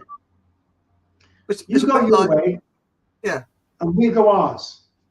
Let's see which one's going to win, because quite honestly, it's like trying to say, I'm going to convert the entire mafia into becoming Jehovah's Witnesses. Precisely, yeah. Because it's a corrupt system. I mean, I do not believe these people are honestly voted in. I think they're rigged. Who the bloody hell would vote for this ding-dong in London? Oh, come on. I mean, who'd vote for it? It's unbelievable. Have you met anybody that likes him? I haven't. I've met anybody that likes him. What I call the straights, the guys that I used to work with in the city, some of the drongos that are around Mayfair where I work, they're fully inured into that system. They're part of it. Now, they might think that the beast is not going to eat them. It'll probably eat them last or second to last because they've helped, but it will still fucking eat them, right? Now, the beast being what is threatening us, it's the monetary system. I think it's all driven through the monetary system. Donnie's right when he says that. It's the health system, or health, wealth, and stealth, I call it. Yeah. So health is self-explanatory, wealth is self-explanatory, and stealth is taxing. So I think it's one of those three. Now, I just think we if we're not careful, we will go under and we'll just disappear as a race. And I'm not talking about black people, white people, Indian, green, purple, the human race I'm talking about. And I think it's been a long time since in memory that we've actually seen ourselves as an entity. What happens whenever you get a group of people that want to see us as an entity and want to meld us together, they usually end up with a bullet in the back of their head, or hung, or discredited in some way, or all three. Everybody from JFK, he wasn't perfect, Malcolm X, not necessarily Gandhi because he had big skeletons in the cupboard, but he wasn't that nice. People like that. People like that. Stanley Myers, the guy with the water-powered car, he wanted to make a little bit of money for himself, but he made the mistake of telling people like Ford, telling people like General Motors, it got through to the people in OPEC, and they must have said, this guy cannot live another day. Let's get rid of him. What about that? I heard, yeah. What about that bloke? Was it here? He was a smashing bloke. Was it that fella? There was a fella.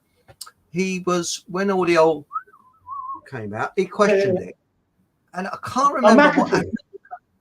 No, the software guy. No, it was not McAfee. It was a president of. John Magufuli. Just a moment, please. Magufuli from Tanzania, I think he was. Because Tanzania, yes. Because I always believe you look at a person's eyes. You can tell a lot by a person's eyes. And there was something about that man I liked. I think there was John Magufuli from Tanzania. Sorry, I don't know folks. anything about him, but I just looked at his face and I thought, yeah, there's something. I could be wrong. I could be totally wrong. And I'm positive he's very young. I mean, he's in his 50s, I think. He's done in. And then he was replaced by a hardliner. Yeah. And, well, I mean, look at that ding-dong in Scotland complaining that it's too white. Now, it happens to be in Scotland. It snows in Scotland. That's white as well. And it is a white country. I mean, look at the bloody climate for a start. Who's going to get brown out there? But he was there to stir up trouble. He is there to you see, I've often said, the nice people, the nice folks, regardless who they are, we can't realize we are at war. World War III started a long time ago. And the way they're fighting this war is they're causing trouble amongst the natives. It's the old trick. You divide that group with that group, and then you cause friction. And that's exactly what they're doing. And I believe this is what this mass. You know, these people coming over on the rubber boats. I'm positive that's what that's for, because they did the same in the Caribbean. The colonialists, would be they French, Portuguese, Dutch, English, particularly the English, because they ruled most of the Caribbean, would actually set one island against the other. So you get a larger island like Jamaica. They would turn around and tell the Jamaicans, you know those guys over in St. Kitts and Nevis? They eat monkeys, you know that, don't you? They eat monkeys. And that's what they call me. Jamaicans call people Kittitian and Nevisian people. They call them monkey hand eaters. And have you ever heard such horseshit in your life? It's absolutely right. They do that. And if you speak to anybody, especially a Jamaican, older Jamaican, they will tell you that. And there's been an animosity within the islands, and it created a competition as well in terms of production of the sugarcane, the bananas, the oranges, the pineapples, and whatever else they produced. Breadfruit. It created a competition in terms of growing. And they would literally, well, you don't want to be doing that. You know, those monkey hand eating people are growing twice as much as you, and then they crack on a bit more. Amazing. It's amazing. And it's just a little drop in the milk, a little drop of ink in the milk spoils it. It's like one bad apple can spoil the whole barrel. That's what they did. And people can't remember what it was like before, because I mean, all those people are dead now anyway. But I mean, I was speaking to one of my brothers this afternoon, and he was saying that his daughter and one of my youngest brother's daughter were going to St. Kitts to go and sort of check it out and see what it's all about and see relatives. And I said, well, you've never met any of them for a start. But they're going to stay with my oldest sister in her place over there with her husband, because my oldest sister is still tying up things in Brooklyn before she completely goes back home. And I actually said, well, you know, you've got to watch yourself when you're out there, because it's not what it was when I visited. It's a little bit more violent now, and people are forgetting that they're a good time, kind of happy people. It's on the trade routes of the drugs as well.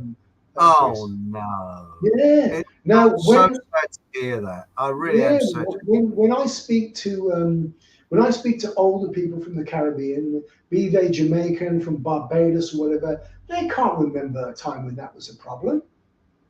Well, they can't remember the time. And we're talking about the 40s, 50s, early 60s, because the CIA hadn't quite used that as a trade route yet. They were going more direct and through Florida and Cuba. That's part of the reason that the Cubans were upset, because they were using it as a way station for drugs into America via Miami. And to a certain extent, it still is. So one never knows who to believe, right? But whether Castro and his cohorts had something to do with that, or whether we're still running narcotics up through there, because it still goes from that area. So it doesn't flow in through Hawaii, let's say, for instance, through the eastern part of America. The western part of America. Or the eastern seaboard, it flows to the southeast, which is very, very close to South America, which is where they're all largely grown. Either that, it comes over on ships, some say submarines, from places like Iraq, Iran, Afghanistan. It comes through there. That's where they grow poppies. That's what Iran was all about. Right, Iraq was all about. Precisely. I mean, they're all apparently they were. Who was it now that dropped the mother of all bombs? Was it Trump? Yes. He apparently presided over the dropping of all mother of all bombs, but he made sure he dropped it in the mountains because it was a geophysical experiment. What they were doing is they were doing a sonar sounding as to how accessible the lithium and the copper under the soil was, under the rocks rather, because they want to mine it. Yeah, that's interesting. Because if you look at Australia, if you look at the outback, how copper coloured the soil is, that thing's full of copper, and that is what the Chinese are breathing down the necks of the Aussies. They're breathing down their necks, and they will get what they want. Yeah.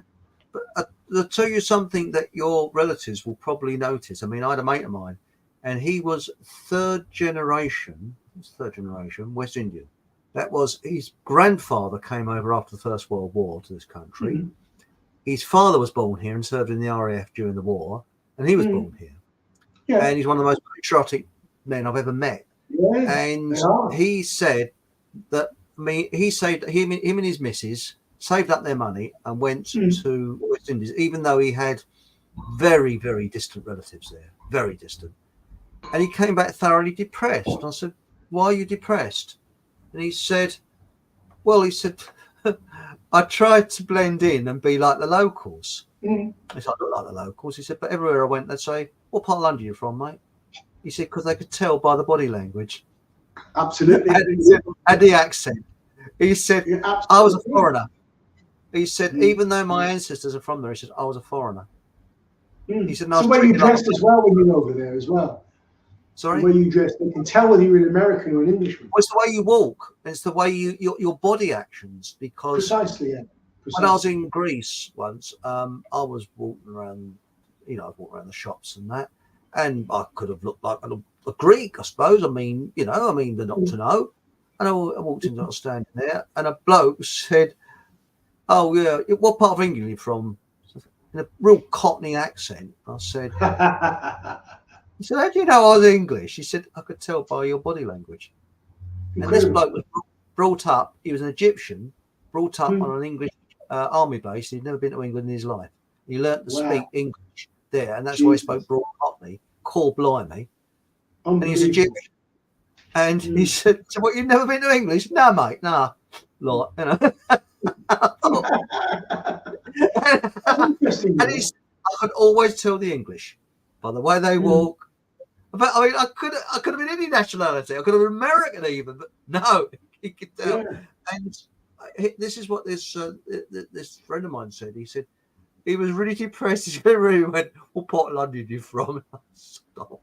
But the thing is that what we're taking our eyes off is the nice people, the good people, the kind people, and the kind acts. I mean, for example.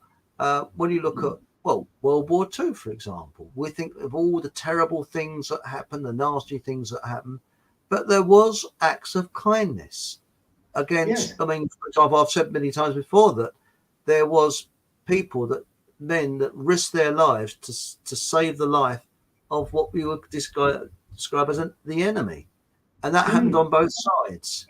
There was a case in the First World War, I don't know too much about it, where there was lots of underage soldiers in the trenches. And there was an elderly lady, I don't know if she's a nurse, but she was in the German side. I think she was German. And this young boy, he was only about 14 or 13, crying his eyes out. And something happened where he was captured. And she actually pulled the strings or something. I think I don't know the full story. but she wrote to his mother because she could speak English through the Red Cross to say that her son is okay. And after the war, the families used to invite each other over for holidays because this nurse cared for this woman's son so well. So you do hear kindness like that. But, he's only about 14, I think. He was in the trenches. So you do hear a lot. And this is what we've got to look at. Turn our sights round from saying, I don't like this, I don't like that, to who is the real enemy. And who is the real enemy?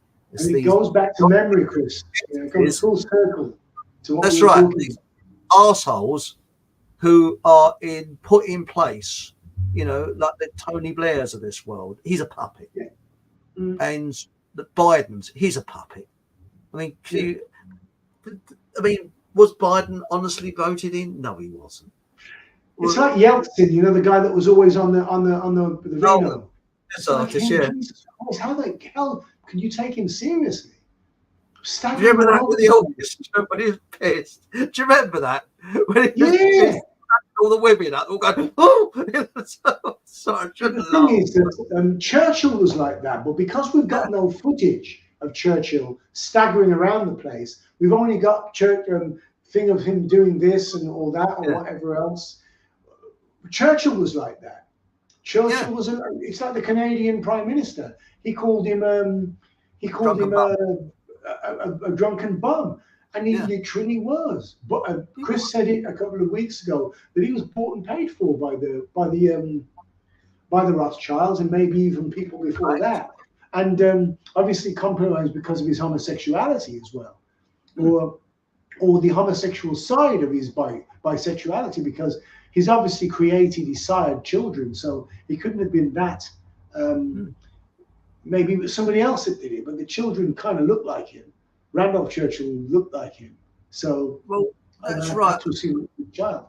I think there's a book called Britain's Mad Dog, and that's all about Churchill. And apparently, he used to spend lots of Britain's what? Britain's Mad Dog. I can't remember. Mad Dog. Mad Dog. MAD Dog DOG. Mad Dog. Apparently, Churchill. I mean, some of the things I've heard about him. How he was in debt of £19,500 before the war, and he's due to lose his beloved Chartwell. That doesn't sound a lot of money today, but it was then. And the city of London paid his debts off scot-free. Well, they're not going to do that just because they're being nice, are they? No free lunches. Yeah, precisely. And favourites named later. Well, that's it. I mean, there's lots of things like, for example, I think we could do a Second World War one on Rumble, but obviously not on YouTube for reasons. But it's a good time to announce it. I'm going to do a D-Day special because this year is the 80th anniversary on the 6th of June of D-Day. And my plan is to do a show showing a different voice, an alternative voice. I'm going to record it. It's about a month off and ask different people, different views who are general guests. You'll get an opportunity, Robert, to get your view over. It will be a Thursday, won't it? The 6th. Yeah, but I'm going to put the recording on to start at 6:30 in the morning, and there's a reason for that. Because that's when the first landing craft hit the beach at 6:30. Right. So I feel that it's a sort of, why not because I call it the war justification industry, because they'll be out in force. So I want to give a different view, and that's what I'm hoping to do. Rather controversial. But if you see my website, warveteran.co.uk, you will see a little bit of, there are very old videos on there. They're about 12 years old. But you'll see a different view on there, especially the video, the war justification industry. That's quite powerful. And I love that. That was done 14 years ago. Chris, are you loading those to other platforms? Because it's important for you to load them to Odyssey and Rumble and BitChute and get them out to as many as possible, because I think as many people need to see. John Barcelona is back. Sempre Feliz. Ah, bloody ages. shall we quickly? We'll have a quick whiz, shall we? Yeah, London please. is a Let's do that because we neglected chat a little bit. We've been okay because we've only got coming up the second hour. London is a different though. I lived there in the late 80s. A smile or a polite nod was usually greeted with a blank stare forward and no reciprocation. Yeah, thanks, Robert. Yeah, just a second, Coming from Manchester, it was alien to me. I've given up. This is Hatchy. I've given up on marriage. Laugh out loud. Had 3 wives, all different centres, like chocolate. They all melted. Laugh out loud. Now, go to Screwfix. That's the place to go. But the only trouble is you come out with power tools, not a wife. Terrible joke. He knows a joke. Right, I'm going to have to skip a few here. Sorry about this. This is Caroline Murphy. I lived in Japan. Osaka for 3 years. Osaka, and that place as well. Over 20 years ago. No place like it. Had the best times in Japan. Makes me wonder why she didn't stay. They're lovely people, the Japanese. Yes, they are. But how'd you get on with the food there? It's a bit sort of strange, wasn't it? Well, it's fantastic food. Really? It's terrific. It's not all sushi. There's a lot of cooked stuff that they do. It's lovely stuff. The street food is excellent. Really? Well, they reckon that if you want to not get gut rot when you go overseas, have the street food. Because it's got to be good because none of the locals will go there. Go where the locals go. They know the best places. Yeah, precisely. I actually worked with a chap that I think it was Nigeria. Could have been somewhere like that. And he worked on a project there. And all the people ate in the hotel. He didn't. He went down and followed the locals. And he was the only one foreigner where the locals were. And he had the street food. All of them in the hotel went down with gut rot. He didn't. Street food is the kind of, it's the litmus paper of a society, I think. Whether you go to Italy or France or wherever else, you go and get, croque monsieur in a little cafe in Paris or Lyon or wherever you want to go, or you get a pastry in Lille or Vienna or Berlin. Bloody cakes are fantastic in Berlin. Oh my God, it's a good thing I got a sweet tooth. I mean, the gâteaux and the bloody portions are massive as well. And I just had a great time. I loved it over there. And obviously, historically, we went around about sort of Brandenburg Gate and the Reichstag, and you still see the big, wacky, great big shell holes and bullet holes in the side of the Reichstag. I mean, how are you going to patch those up anyway? But it was the dichotomy, right, between East and West was really clearly marked. It was a line of demarcation. And they had an old outpost, sentry post, which was meant to represent Checkpoint Charlie, which they left there. And they had a little piece of the wall. I don't know if it's still there. I went there years ago, but they had a little piece of the wall that was still there. And obviously, well, 2 pieces of the wall, because you had 2 walls and you had a little bit of no man's land in the middle. And I just thought it was just fabulous.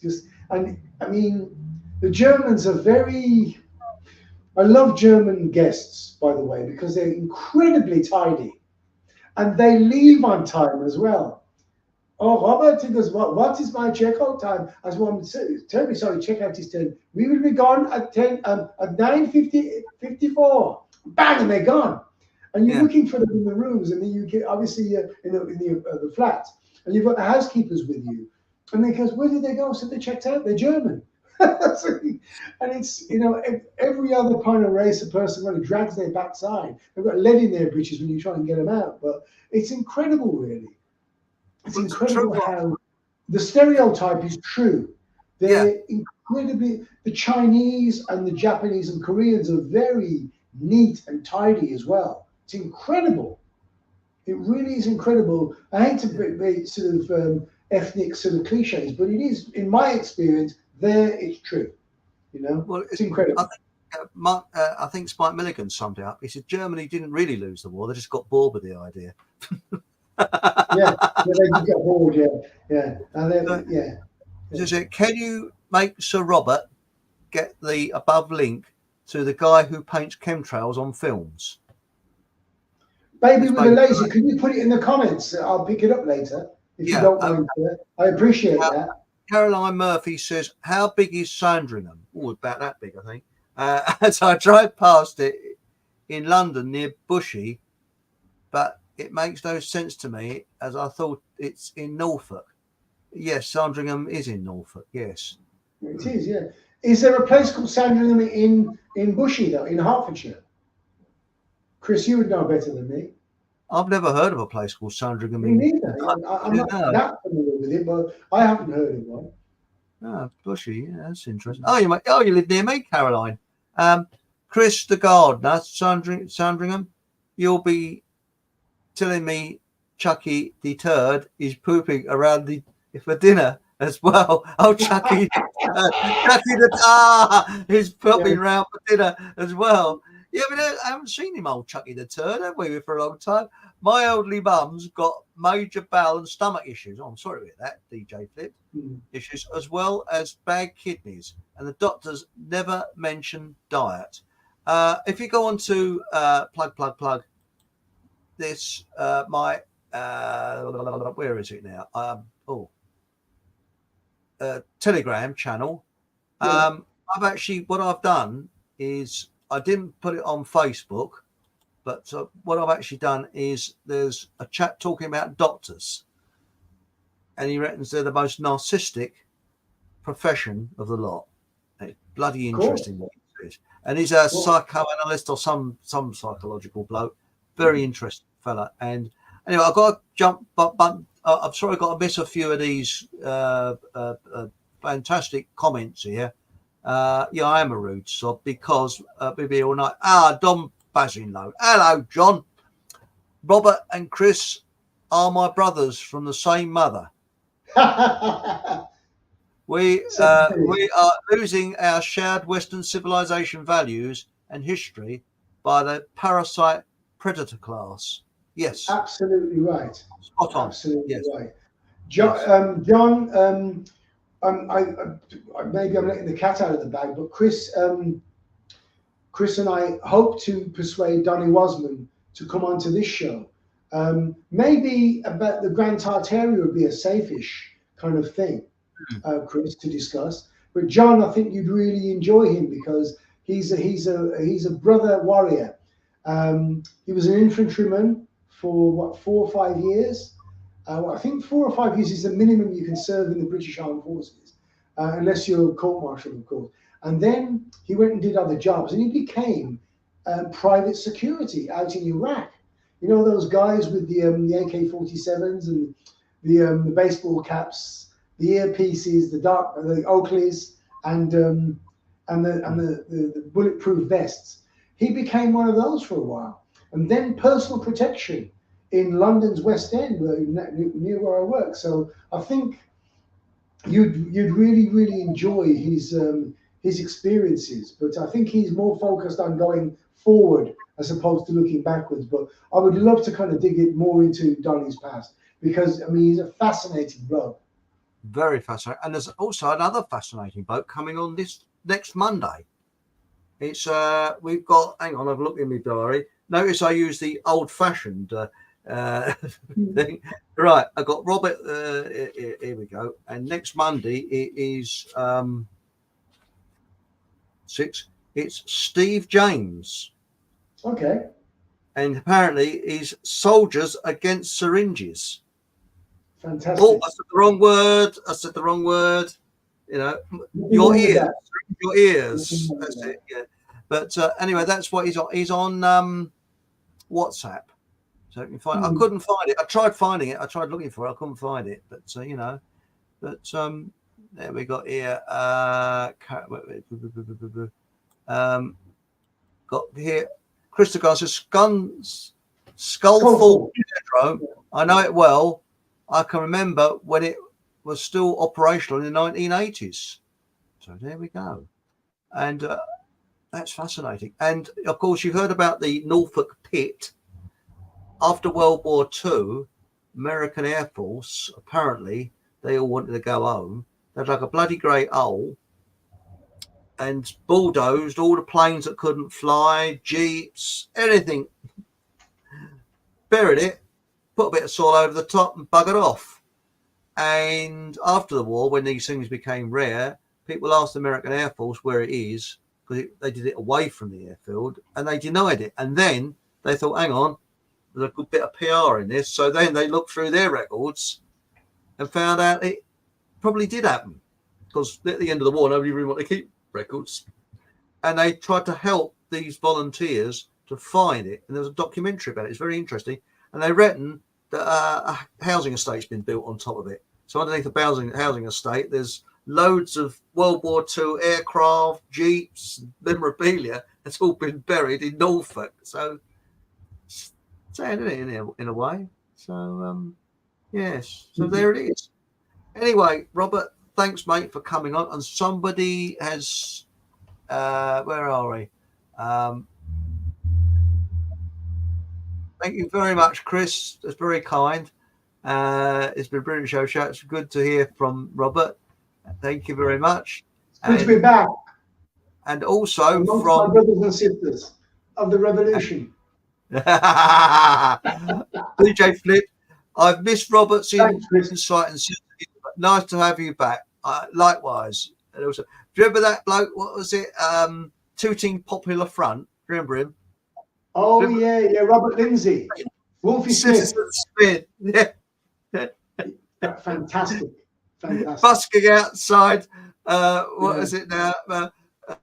Busking outside Mothercare with the song Who's Sorry Now? Yes, precisely, yeah. I've just put a closing thought, Chris, in the chat, but I'd like to reiterate it. And I would like to urge everyone to remember to remember. Good and point. Write it down. Annotate your memories. Pass them on. Share them. Because that way they can't win. It's that simple. And how many times have you said, Robert, and I've said it, I wish when I was younger, I'd have paid more attention to what my granddad said or my dad said. Mother's, you know, we regret it because you're young. And I mean, it's like my granddad used to say to me, watch out for the infiltrators. And as a young boy, I didn't understand what it meant. I do understand it now. And I bet you, I mean, do you remember your grandfather or? I never knew my grandfather. He was over in the islands. I think he passed along before my parents even came over, before I was born. So, I'm sorry to hear that. But I only had one grandfather because the other one died a couple of years before I was born. But it's surprising their wisdom, you know, the way it's carried on, and we've, as we get older, we get more wisdom. But anyway, thank you very much, Robert. And remember, please watch my Facebook, Fockham Hall, and also Telegram, because we'll be making announcements and all that about future shows. Then remember, the Monday show will always be at 8 o'clock. Okay, same time on Monday. But we're going to have random shows, random rumble. That's what we call it, random rumble. So we don't know any day of the week. So there we go. Thank you very much for joining us. And remember, whatever happens, have a bloody good laugh and good night. Night, folks.